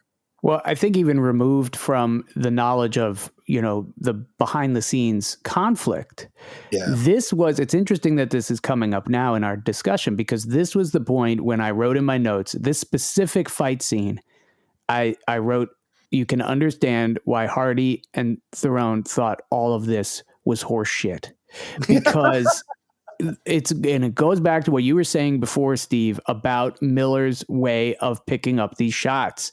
And this fight scene is amazing visual storytelling. One of the most literate fight scenes that you can come up with in this type of film. And this ruins so many modern action movies for me, is the knowledge that you can shoot it where you completely overcrank the frame rate. It's moving, at an unnatural, janky speed. It's what we're so used to in like the kind of post-Matrix world of action choreography and fighting. And yet so many times you watch an action film and you cannot understand where the fists are flying from. You're just taking it on the word of the filmmaker that this guy took a blow that knocks him decisively out or whatever. And this is, as you said, multiple points of view in this scene as well, because you have Nux tethered to Max. And yet I think it's the best. You could probably point this out in any action scene in the movie, but it's the best part to really zero in on John Seal, the cinematographer, who one of the kind of hallmarks of the style of shooting in this film is to keep everything in the center of the frame. And this is a scene where you could run this frame by frame, and it's very noticeable, mostly because you're just looking at people, right? You're not dealing with all the vehicles and everything. But this was Miller's directive to John Seal. Keep everything in the center, because that's going to help me edit this film together. And again, it's like one of these things where he's probably telling these actors, okay, just do this. And they're like, why? And he's like, because I need that shot. So just do it. And it's divorced from the full range of movement of the actual fight. They're not there as stunt people. They're not there doing all of this maneuvering. And so you pick up one thing here, one thing there, and you're like, this is going to look like garbage. How it's unlike any way you've ever done action shooting like this. And so there's no way to know it's going to pull together until you see the final product. So much to say. Okay, so the first of all, I think just going back to Tom and Charlize, they're both in the book that we've mentioned now several times, Blood, Sweat, and Chrome, which is by Kyle Buchanan, which is fantastic. They both have interviews. Charlize Theron is a pro, and I mean that in a lot of different ways. She very clearly has had time to think about everything that happened and come up with a relatively warm way to talk about Tom Hardy. Like she has a narrative that is successfully going, I understand his feelings. I don't think I was as sensitive at time as to what he was going through, to like kind of take a step towards him and towards having a more cohesive message to go out. Yeah. Tom Hardy does none of that. He doesn't say, and it might very well be that I don't know how the book was edited. There's lots of quotes from him, but he basically doesn't talk about Charlize at all. So whatever that means. Again, I don't know what was edited out of the book. I don't know other things he said, but that's just on that. As far as the filming in the center of the frame is concerned, it's really interesting. There's this very sophisticated, like high level idea in filmmaking called eye trace, which is that I want to control where your eyes are on this big wide screen, so that you might do a thing where there's movement left to right, and then you cut to something where the focus is on the right side of the frame. And so in the previous shot, the movement left to right pulled your eyes to the right side so that when you make the cut to the new object that's on the right side, your eyes are already in the right place and you don't have to find the thing you're looking for. That is a very sophisticated level of cinematography and editing that I don't operate on that level very much, but it's and what George Miller is doing is like, I don't want to have to worry about that. It's like, I want the audience to instantly be able to find the important thing in the frame. The other thing about it is that I basically hate modern American action movie editing. I hate it because what it's doing all the time is it's trying to fool you into thinking that something exciting is happening by having chaotic editing where you're not entirely sure what's going on. And that does create an emotional experience because you're struggling to understand what's happening, but it isn't fucking cool. You know, and the Jackie Chan solution was always like, I'm going to do what Fred Astaire and Charlie Chaplin and Gene Kelly do, which is we're going to be in a wide shot. So you're going to see everything I do and understand that it's real. What George Miller is doing is at a whole other level, is that he is so like, I am really doing this thing like Jackie Chan, and you are really going to see it. But I also have a super sophisticated cutting system. But so there's going to be a lot of shots, but you're never for a moment unsure about what's going on. A lot. I mean, because his wife is the editor of the film, George Miller's wife, and she said it took her 3 months to watch all the footage to even begin editing. Yep. That tells you how insane of a movie this was and how it was shot in a certain way. But I imagine since your wife is the editor and she's edited your stuff before, you know how to shoot to make it work for your movie and also to make it work for her to edit it in the way that you want it to be edited by the end. It was still hard to edit. From my understanding, it was still hard to edit. And there might have been, I read one thing that there might have been more footage. Can't imagine this is true, but more footage shot for Mad Max Fury Road than any other movie in history. Yeah. There's so much footage that they shot. So back into this fight scene, Max is defending himself with the door. Nux is getting dragged. Furiosa is running towards the rig, gets tripped up by the chain. Then she hits this skull on the side of the rig, revealing a gun that's been hidden there, which I just love that detail. And there's just this moment where the gun gets dragged along the tanker, and it's just the sound design of that moment is so great. And I know it's totally small, but it's that kind of detail that makes this movie so good. Yeah. And just like the element that the hose is still running adds one more visual element to the movie. The clip has gone out of the gun and Nux is bringing up the clip. And I love just that Nux holds up the clip as Mad Max clips in with the gun and then fires those 3 shots around Furiosa's head and then puts the gun to the back of her head. I love that moment. Jesus Christ, I love that moment. You don't have to say enough. Just 3 bullets in the right around her head. You're essentially saying, I'm not going to kill you. Calm the fuck down, right? Let's figure this out. So I love that moment, right? Whereas she was ready to shoot him dead, he is more like getting, maybe embracing the situation. He's not necessarily naturally a killer. And remember, he was a cop, Max. And so the shooting around the head is a way of just like, everybody calm the fuck down now. Let's figure this out. And Miller continues to have great ways in this movie to punctuate action scenes, right? Like, so whether it's the flare winking out at the end of the chase, whether it's this where it's just, knock you to immediate attention that these 3, very fast shots come off of, come out of the gun, and it'll continue to do that. And obviously that's all deliberate. That's always the kind of like period at the end of the sentence of these action scenes. Glory me, Bloodbag. We snagged her alive. He's gonna shred her. And he looks over the wise. Oh, look at them. So shiny. So chrome. He's gonna be so grateful. It's essential that Nux is not some kind of skeevy guy who's turned on by these women, right? He reveres them in the way he's been trained to revere them. And I'm sure that's in the cult, right? You look at these women as these angelic things who are producing his heirs. So they are not to be touched. They are to be defended, protected, and not disrespected. And so even though it gives you a window into how they have been presented, these women, to everyone there at the compound. And I like that Nux isn't one of these skeevy guys who's trying to take advantage. I also like how he is immediately adjusting this in his head that he and Max are teammates. Yeah. Like they're a little crew together. And then he's like excited about like, what are you going to ask for? And Max just turns to him and goes, "That's my jacket." Yeah. Oh, you can ask for way more than a jacket. Well, but Matt, there are certain things that are important to Max, and that jacket is important. His car is important. Those are important things. Yeah, things that connect him to the before time. And the wives are saying, we're going to the green place. And they start to walk towards the rig, and Max fires, hitting Splendid in the leg, like grazing her. And then Max just drives away. How does it feel? It hurts. Out here, everything hurts. Which I think is a great line. That is, but it also it hurts is John, you were talking about how, these actresses playing the wives had to create characters out of, minimal amounts of dialogue and screen time.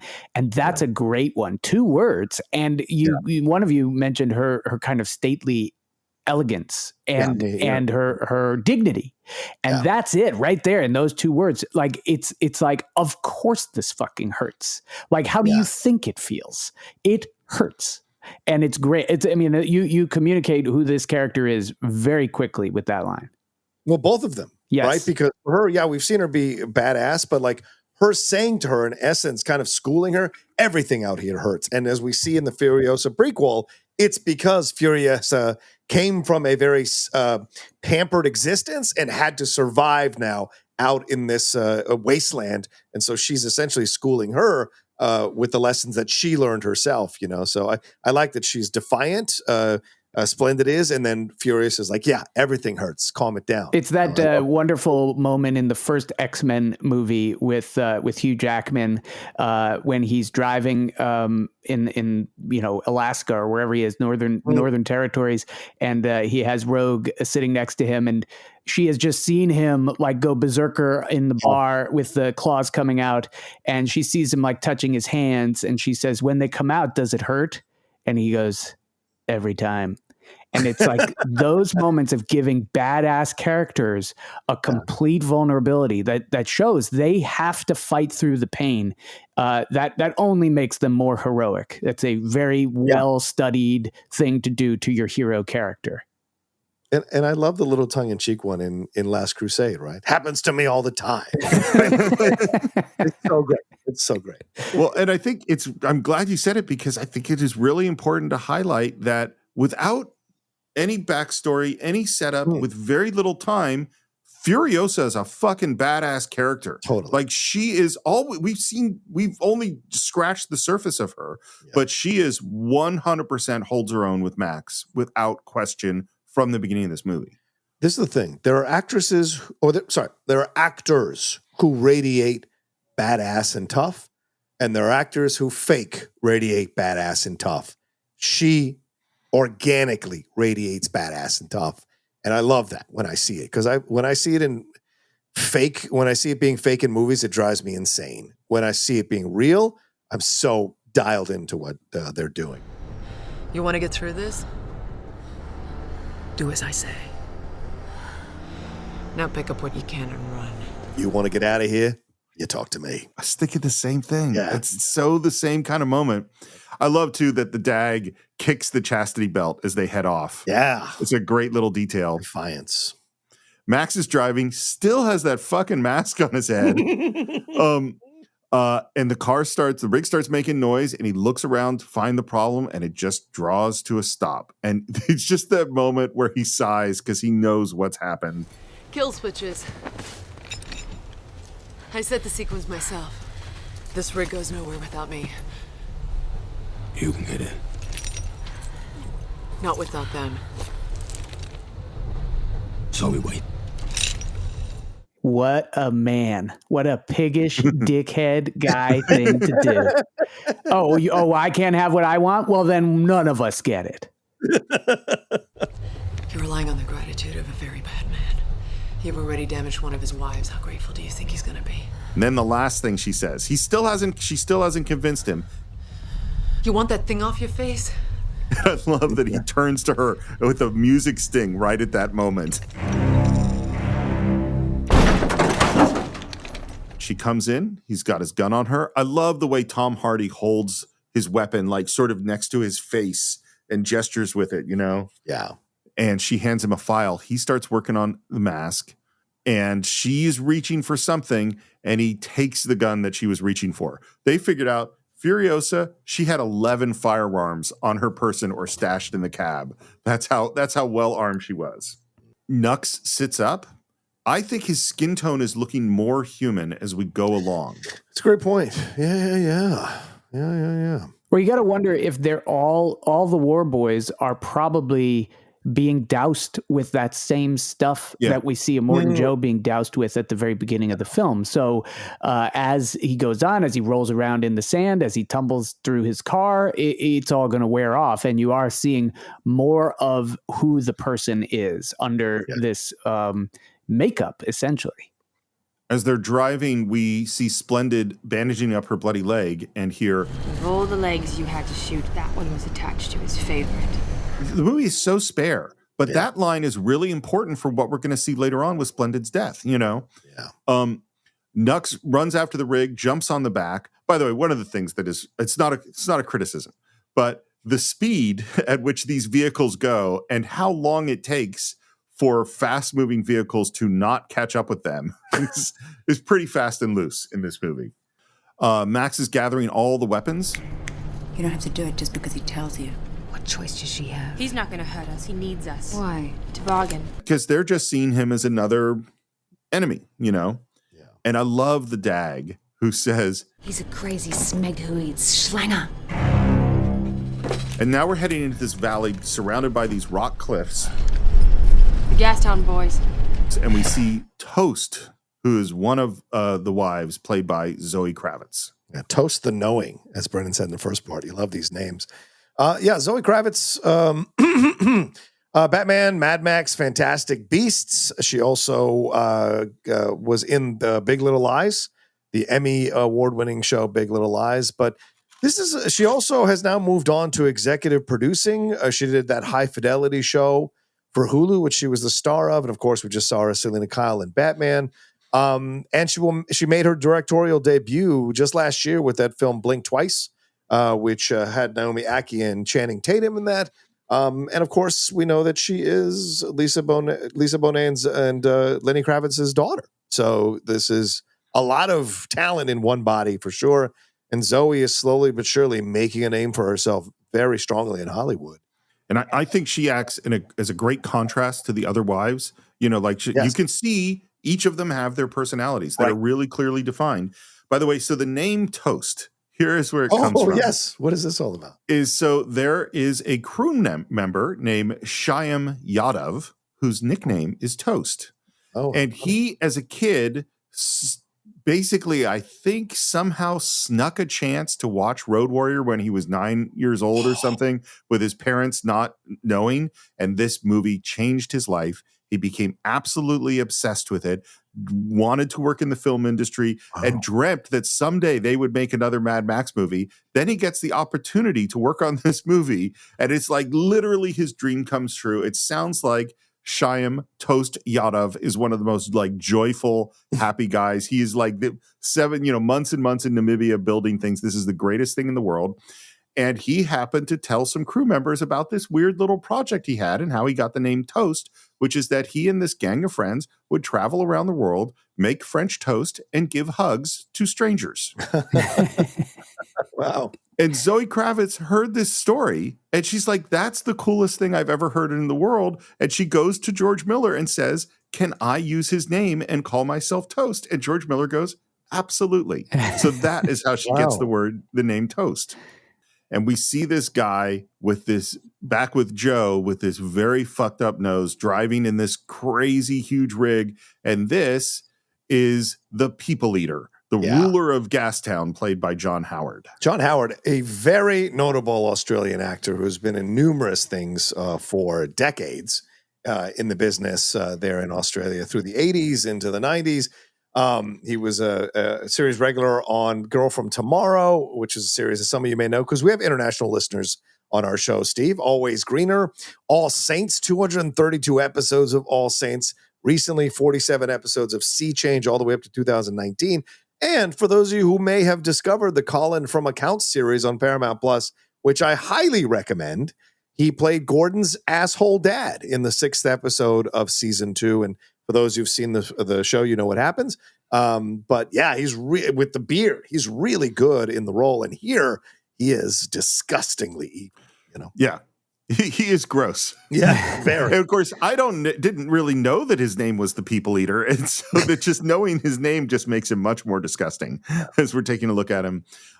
Something is dragging on the back of the rig, and we realize it's the fuel pod. And so Max heads off to go deal with this. So he climbs out of the cab, jumps onto the tanker. Just as that happens, Furiosa pulls a dagger out of the gear shift. So she's got one hidden weapon that Max doesn't know about. Yeah. And we see that the pod is dragging its wheels, and Max climbs down, plugs the hose back in. We're heading into these canyons, and this whole time we're going, Nux is somewhere around. Like, where's Nux what's gonna happen with that?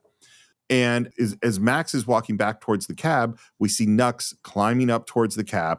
Max comes forward. He's still filing on the back of the mask, and then the sound is building, and then he finally pulls off the mask, and it's the same thing. Build of music and down to quiet, and the sense of relief that you get when that mask comes off is amazing. The quiet actually includes an audible sigh. Like if you listen to it closely enough, it's like as the sound comes out, you hear breath. And it's you. It's like he is putting your feeling on there on the screen. And again, I'll say that when this happened, I touched the remote and I saw we are at exactly 45 minutes in the film. Wow. These things are, I mean, like this guy, he is running a machine here. It is like clockwork. And right at that moment, we go right from this sigh, this sense of relief to Nux comes into the cab through the trap door and immediately has a chain around Furiosa's neck. Now you traitor him! And now the wives are on him. Dag is biting his shoulder. Furiosa draws her knife and has it at his throat. And now we get into this debate about whether or not to kill the war boy. I love this because this came out of nowhere, right? Logically, you would kill him, but the wives are defending him. The youth defending the youth, right? He's misguided. He's been warped. Don't kill him. And of course, Furiosa, who was dragged into this death cult, as we see in the prequel, she just wants to kill him because she doesn't want anything to stop them from where they're going and doesn't trust him. But it's fascinating that the wives trust him because they still have that hope in the world. They haven't been destroyed fully by the world just yet.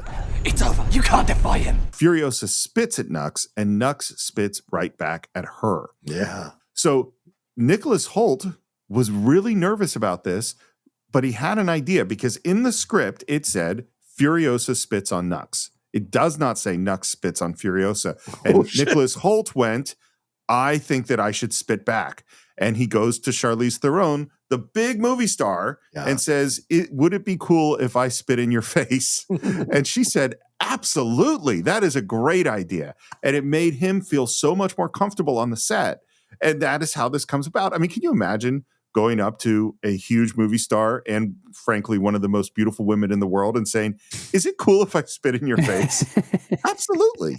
He is the one who grabbed the sun. Look how slick he's fooled you, war boy. He's a lying old man. By his hand will be lifted up. That's why we have his logo seen on our backs. Breeding stone, battle fire. And they push him out the door, and he hangs onto it, arguing with them. Yeah. Because he's essentially literally hanging on to the worldview that he has been brainwashed with. You're an old man battle fodder, killing everyone and everything. We're not to blame. And who killed the world? It's a great line. I love that because it was in the room, right? It was written in chalk in the room where the women were, so right above the doorway. So this is an interesting philosophy. Who killed the world? Men killed the world, right? And so, or men like this killed the world. I mean, yeah. It doesn't take a PhD in history to look back and see that the vast majority of the shitty things that have happened on Earth were done by men. True. But also because men were in charge. Who knows what would have happened? Yes. If women were in charge. I don't know. And they push Nux out the window and he goes flying into a sandbank. We made a deal up ahead. Safe passage. I don't know if it's still any good. As we head into these canyons, we see these motorcycle guys on the top of these rocks looking down at the rig. Hey, what's your name? No answer. What do I call you? Does it matter? He might have fewer lines in this movie than Mel Gibson has in Mad Max 2. I think I read that it's 72 lines total in the whole film. Wow. That's so crazy. And I don't know how many of them he actually says, because there are moments where it sounds like it's being voiced over and it doesn't really sound like Tom Hardy, but maybe they're doing some kind of voice modulation to show what Max would sound like with a chain having been wrapped around his neck and whatever. I don't know. I mean, I can't imagine Tom Hardy being comfortable with his voice being modulated in weird ways. I don't know how that would happen. Yeah, right. I was just going to say, well, I think he wouldn't have a choice, but then I was like, oh, no, he loves doing that shit, right? Yeah. Exactly. I think he's like, there's the era of the Beatles where John Lennon just never wanted his voice to sound normal. He always wanted it slightly pitch shifted in one way or another. That's how I think of Tom Hardy. Not that I think of Tom Hardy as John Lennon exactly. You think you're escaping Furiosa. Yeah, exactly. That kind of shit. And this is this thing, I think, you said it in the first part, Brendan, that like the relationship, this maybe love story between Furiosa and Max is one of the most fascinating things in the world, because without speaking at all, like he just a moment ago, he wouldn't even say his name. Yeah. She shows him the sequence of how to flip the switches, looks at him, says, "You have it," and he nods. And there's that just look from her. And my feeling watching this movie is that these are two people that have a perfect understanding of each other from the beginning. I mean, you're getting to a point where we've been seeing this throughout, but now's a good time to talk about it. There is a very strong format undercurrent here of a typical rom-com. And it's just in the midst of this, so you don't ever think about it this way. But just from that very moment you mentioned earlier of him on the front of Nux's car, and well, his own car, but Nux driving it, and he's up there on the rig, and Charlize Theron comes across, and they catch eyes with each other, and both of them know who they are. They know this is a different breed than what I normally see out here. And that is every rom-com you've ever seen of the two gorgeous people who can spot their kind of alpha gorgeousness in each other and the spark that gets lit, but they aren't ready to act on it, mostly because the rom-com format always requires them to be at kind of cross-motivational purposes for the same goal, right? And the tension always comes out of them yet to be able to see the other person beyond their own needs. Well, what is more of your own needs than in this movie where they are literally fighting for their own survival? It's not like a job or, I'm trying to get from, this side of the country to that side of the country and I'm hitchhiking with you, or all the meet cutes that we always see. But then again, what is one of the big roadblocks in this movie? I already mentioned it. His kind of male piggishness, his stubbornness, and it's there in him not wanting to start the car. It's him, insisting on keeping these women at gunpoint all the time. And now is the first time where you just mentioned it, where they're kind of starting to build the bonds of trust, right? Yeah. She's relying on him to do something that's going to be essential to them making it out of this. That's always kind of that threshold moment for a romance where you have to trust someone, but we're not fully there yet. And you haven't gotten to it. It's right here.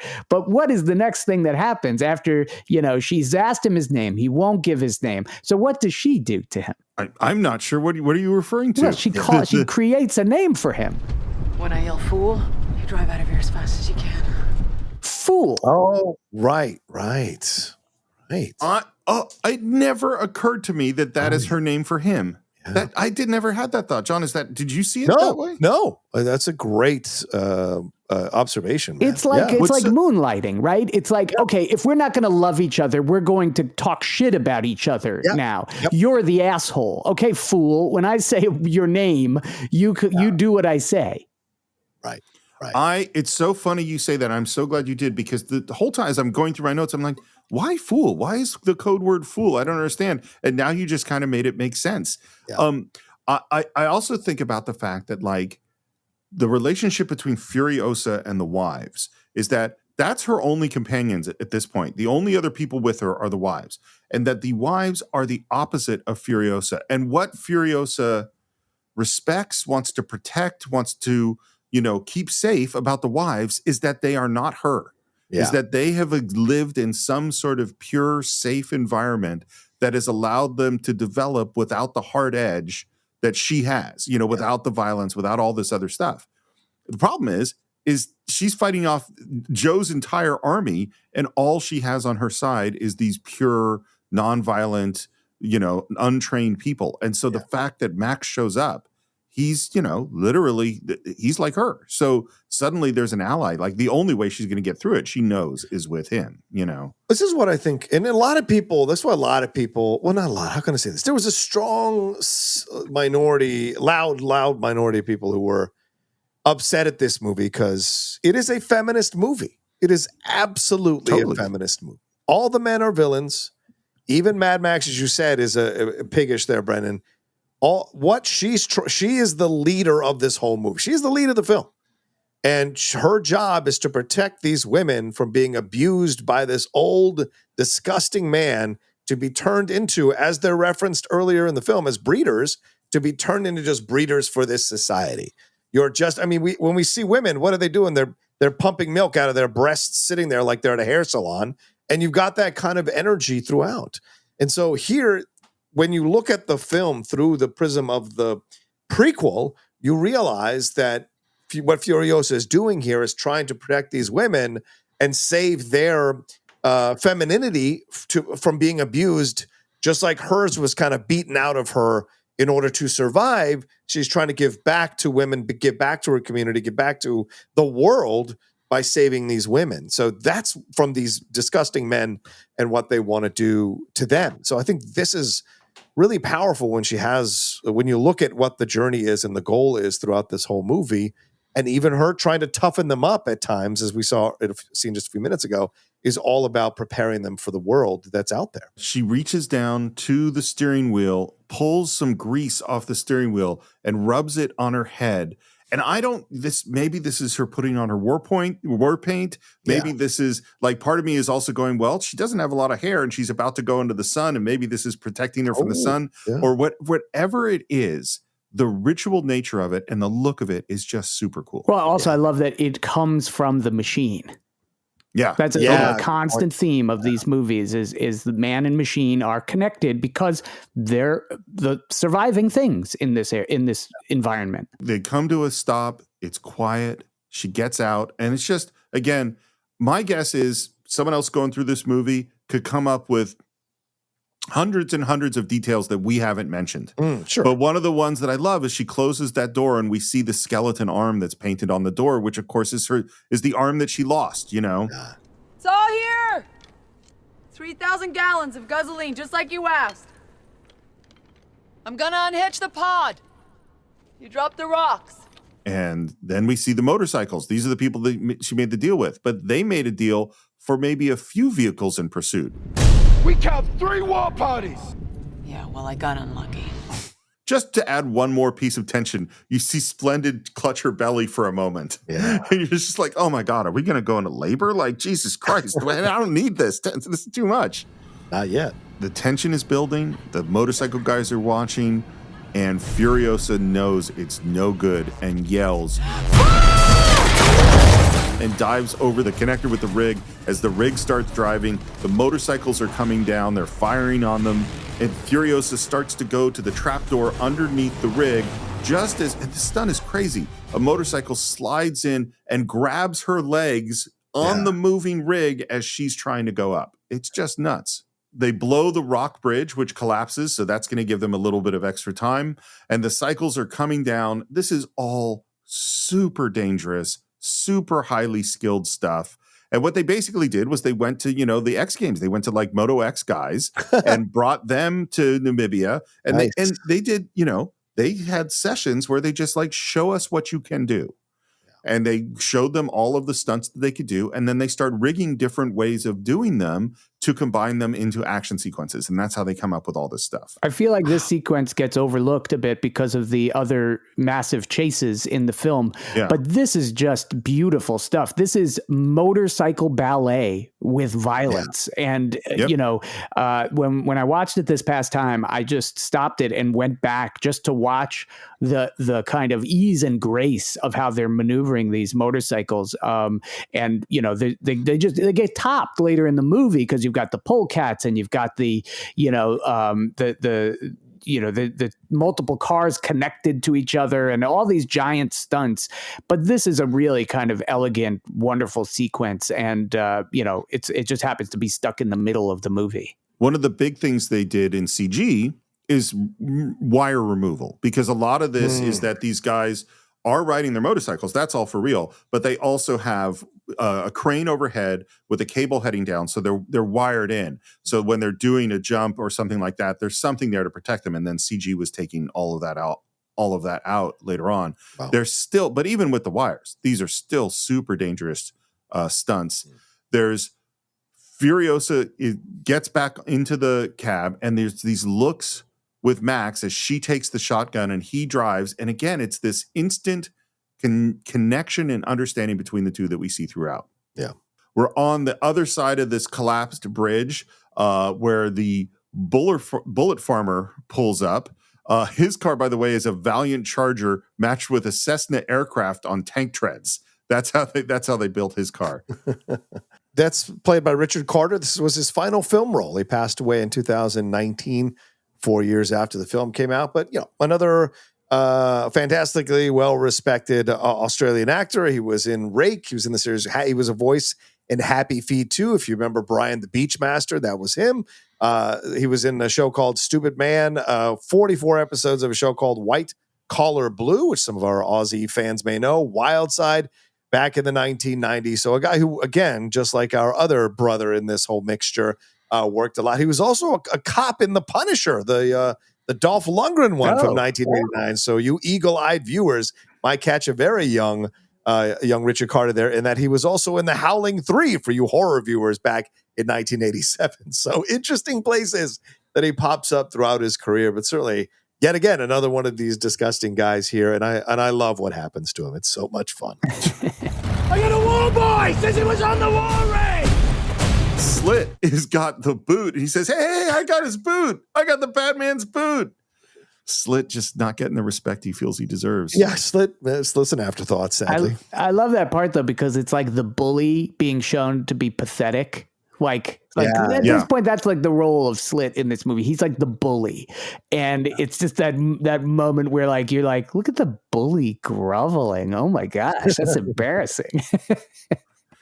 And now we get the bullet farmer talking to the people eater, which is a sentence I never thought I would say. And he says, all this for a family squabble. Healthy babies. Healthy babies.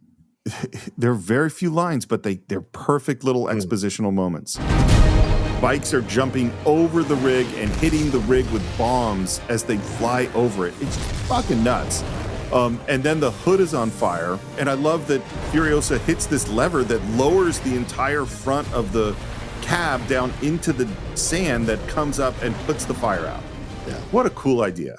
Well, then when that fire goes out, the truck literally gasps for air.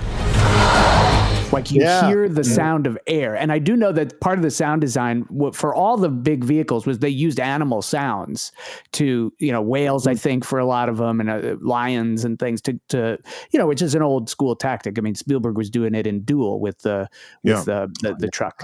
But if you go all the way back to the beginning of the film, when Max is getting in the car and all of his movements are set to engine sounds, right? He picks up his backpack. It's the sound of a revving engine. It's the kicking, and it's the sound of, the car brakes. And here you have the machines making organic noises. And again, just all connecting that idea that this universe includes man and machine as symbiotic. They have to survive together. And you have lines being crossed here. The men making machine noises, the machines making human noises or animal noises, organic noises. And it's all subconscious. You're not going to think about that in the heat of this action scene, but it definitely helps. Furiosa heads out of the trapdoor, and now we have these moments of Max and Furiosa working just perfectly together. He's loading the rifle for her, they're taking out jumping bikes together, and then he hands a weapon down to Splendid and goes, reload the clip. And it's very clear she has never picked up a gun. She doesn't know what to do. Toast takes over. Yeah. So we've got now the wives in the back of the war rig. And the simple way to do this, so first of all, actors cost money. So when you're scheduling, a basic scheduling thing is that you want to have this actor for as few days as you could possibly have them. That's how scheduling works in movies. That's how you save money. That's the way to do it. So the easy thing to do would be to just shoot all the war rig stuff at the same time, probably in front of a green screen. You do a process shot, and then you can knock it all out, and you only have to have these wives on set for 2 weeks. But that's not what they did. They are shooting in sequence. The wives are there the whole time, and every day they're shooting a couple of shots in the back of the war rig because that's what's happening for that particular day, which means that the wives are just sitting in this war rig all day, every day with nothing to do over and over again until George comes in and says, I need a shot of you taking the gun from Splendid to start loading it. And they shoot that 4-second shot. And then they make the wives wait another 4 hours, and then they shoot another shot like that, and that's all they're doing. That's how hard this movie shoot is. Jesus. Again, I can't argue with success, but if I was teaching a class, this is not the right way to do it. You know, more bikers are coming forward. Max and Furiosa fire at once. Furiosa is firing with the flare that hits, and there's this burst of red smoke that looks awesome. And I swear, the color control is so great because that is the red of the explosion, and that is the red of the Doof Warriors, red outfit. Like the color control is really, really specific in this film. Joe is coming up fast. They're coming up right next to the war rig. He's got a perfect shot at Furiosa. He aims at Furiosa, and then the door of the cab opens, and the Splendid Unhurried leans out, blocking Furiosa with the body, and the wives holding her there, supporting her in this moment. It is an absolutely stunning visual as the music again quiets down for this moment. Yeah, and we've kind of been building to this moment, right? Because, she got shot and she's like, it fucking hurts, or it hurts rather, and then she can't load the gun. So in a way, you might go, oh, she seems a little, pampered, privileged, soft, whatever. But this moment where she opens the door with her belly hanging out and defiantly stops him from shooting Furiosa or Max, I think is amazing. It's such, and this, what we'd seen before, her defiance in earlier moments with Max and with Imperator, with Furiosa rather, comes through in that face. Rosie has a great face when she's looking right at Immortan Joe. That's my child, my property. My property.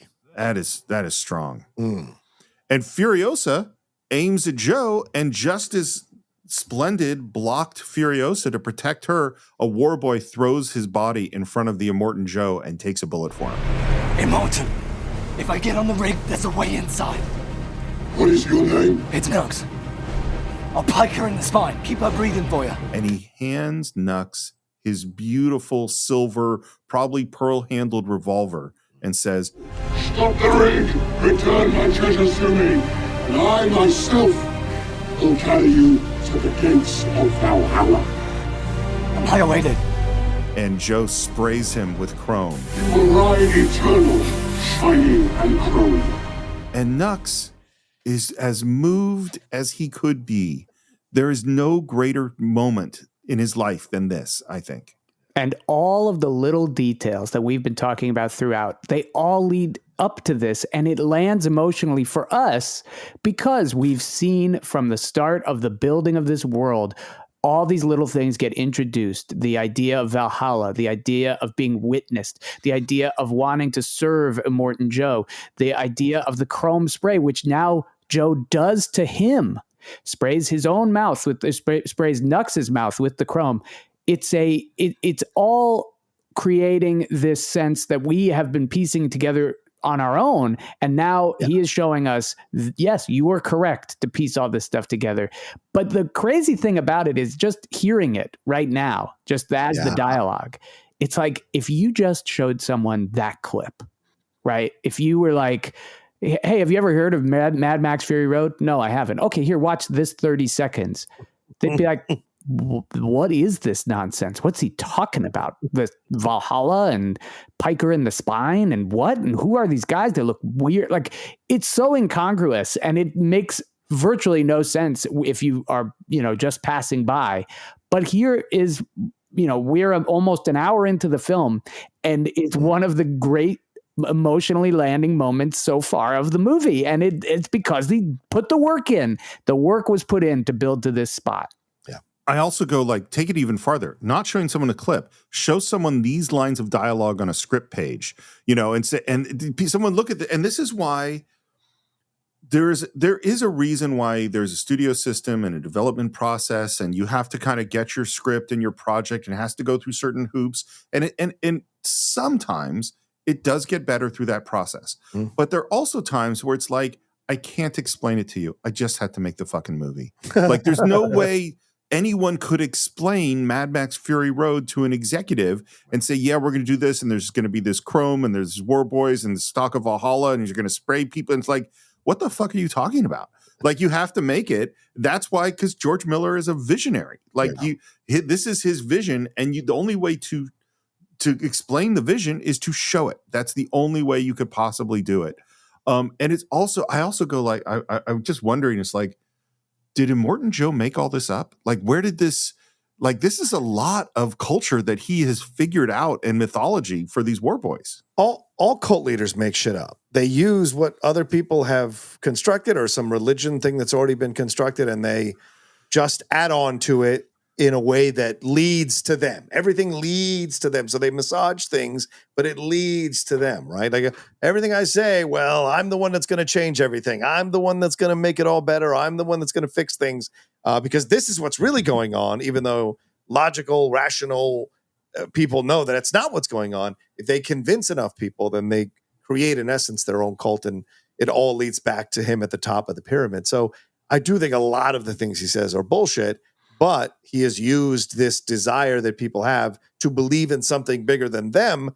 Certainly that's been the foundation of a lot of religion. I'm not trying to criticize or anything, but speak out of turn, but look at it objectively. That is the goal of a lot of religion, is to give people hope, right? And in essence, cults supposedly give you hope that there's a better life out there. If you do this, or if you follow my teachings, you'll get there in the end, And so it's no difference with this back and forth. And Nux is so excited until he jumps on top of that rig. So, one quick question. There are cult leaders that believe the mythology they're espousing, and there are cult leaders that do not believe the mythology they're espousing. Which one's the Immortan Joe? I disagree with your premise. I don't think any cult leader has ever believed anything they spout. I think they just are involved in themselves. But I will say this. I think Joe knows what he's pushing is bullshit. But he knows it makes him the cock of the walk, or the boss.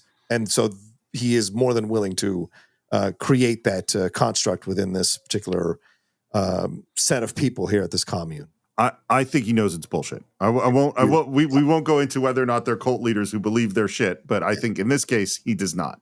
So Nux is going to have his heroic moment. He has waited for this literally his whole life. He has been personally blessed by the Immortan Joe, and as they throw him onto the war rig, he charges not with the knowledge deep in his heart that he will succeed, and then his chain gets caught in this grill, and he just falls off and drops the gun. It's so immediate. I know, right? But it is a young kid, isn't it? His first sexual experience. He's going to fumble it. He's going to mess it up. Right. Boom. It's done. And Joe gives him the grade for the class, mediocre. Which I think and it's so funny that we're not rooting for Nux in this moment, because obviously, he's working for the bad guy, but there's still this kind of oh. Yeah, we feel for him because the women have, in essence, humanized him by protecting him against Furiosa. So a little bit of us as the viewer is like, well, do I want to like this guy? Should I like this guy? And then we see him do this thing. And when he gets stopped, which reminds me of Jimi Hendrix's Castles Made of Sand, when he talks about the Indian warrior chief who's been dreaming since he was a kid to be this warrior chief, and he's ready for the battle the next day, and a surprise attack kills him in his sleep. So he never gets to show what he's been building up in his mind that he knows he can do in a war. He gets killed before he can actually get out there. And here, Nux gets tangled by the chain and is not able to do what he said he was going to do. And to do it in front of Morton Joe must be massively emasculating for him. Yeah. They fire a spear gun that goes through the steering wheel, rips it off, pulls Max's hand against the door. The wives are trying to cut the chain. We're trying to cut the steering wheel loose. And then again, it's just idea after idea after idea. Furiosa immediately with the giant wrench to replace the steering wheel so they have some control over the rig. It's just a brilliant idea. I also think it's smart that we're not seeing the wives just scream, right? That would be a lesser director would be like, just scream every time this happens so we can hear 3 or 4 of you screaming about it. No, they are actively involved in stopping everything that's happening, trying to help Furiosa, trying to help Max. And I like that that's a direction that he went in with these wives. And of course, the rig is now not really in great control, and they're heading towards a rock, like a rock outcropping. And we yell back because the splendid Anharid is still hanging out there. And the door hits the rock, and the dust clears, and it is a really scary moment. And then she pops out, and she's safe climbing into the cab. And there's just, again, maybe it's because there's so little dialogue, there's so little character moments that when you have one, they really, really resonate. And this one is Max is looking back and sees Splendid, and they make eye contact, and she smiles, and then he kind of gives her a little nod. There's a little moment that they have together. He almost gives a thumbs up. It's like a Orange Cassidy type of mild thumbs up. And like, but I think you said a word that's important there, smile. There's so few moments in this movie where people feel happy or joy or, you know, there's a, you know, heaviness to the entire enterprise, and her smiling at him and him smiling back is huge. And then of course, because it's setting up a moment of tragedy, it lands even harder. Doesn't he do this in Road Warrior to the feral kid in a moment, like lean out the window and give a little bit of the thumbs up?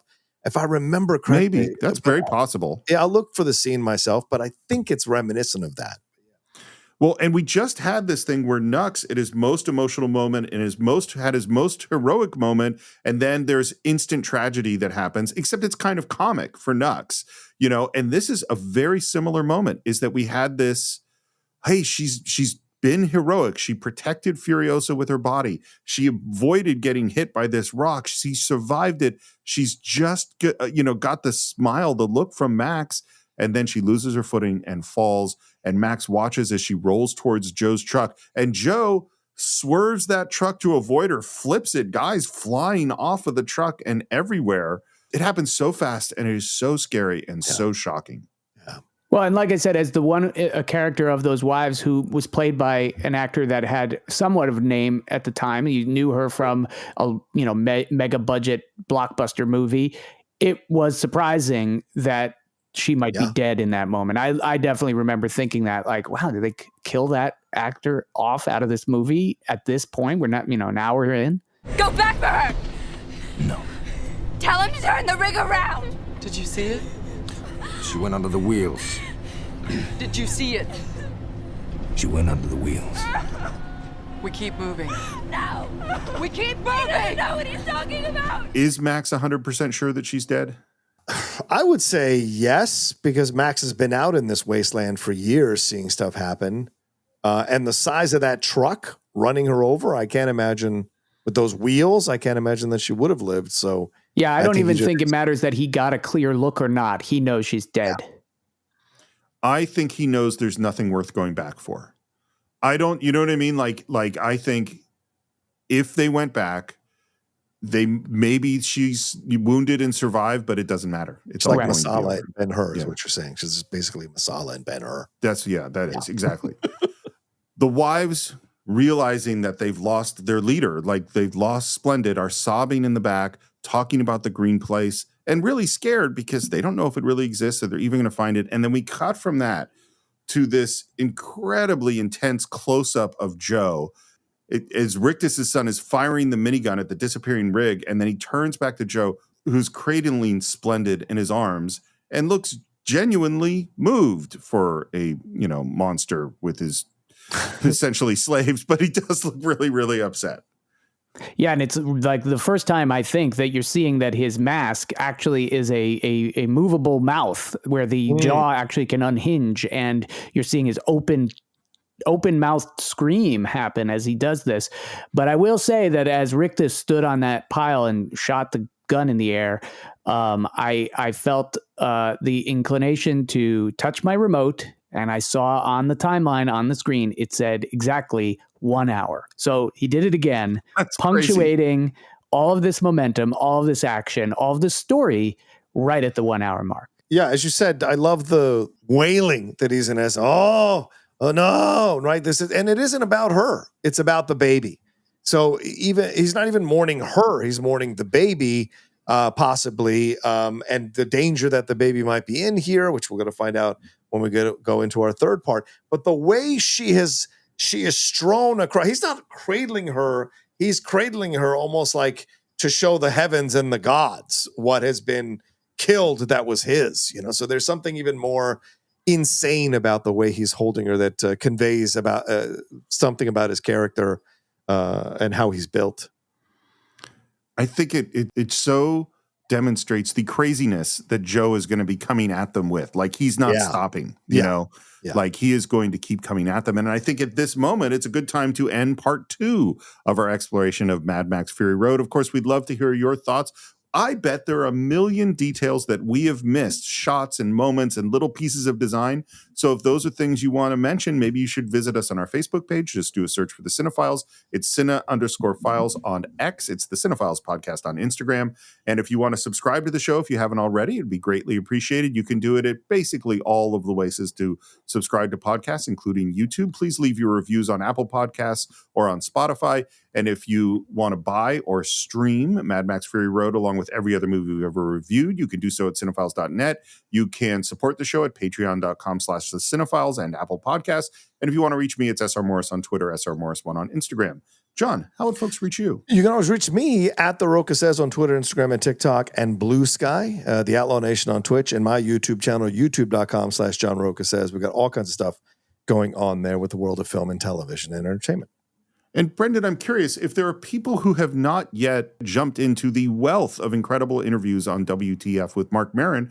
Are there a few that you would recommend first-timers might want to check out? Like, what are some of your favorites in the last year or so? Oh, well, I mean, you can always just go through, and I always recommend to people to scroll and see, where is there a name that, strikes your fancy. For me, as you can tell by talking about this movie and when I've been on this show before, I love hearing about the details of filmmaking. And if we get a director on who, is just willing to go there through their whole filmography and talk about stuff, that's fantastic. And, one of the greatest things I was ever a part of was having Paul Thomas Anderson on the show, and Mark just one for one through his whole filmography, asking him about all his films. That's probably one of my favorite episodes we've ever done, and will be one that I hold up in as like a legacy episode of the show. So that's a great example. But I think you'll find dozens that are just like that, especially, like I said, with filmmakers, people involved in the filmmaking process. Rodrigo Prieto, the cinematographer, we had him on last year. It was fantastic.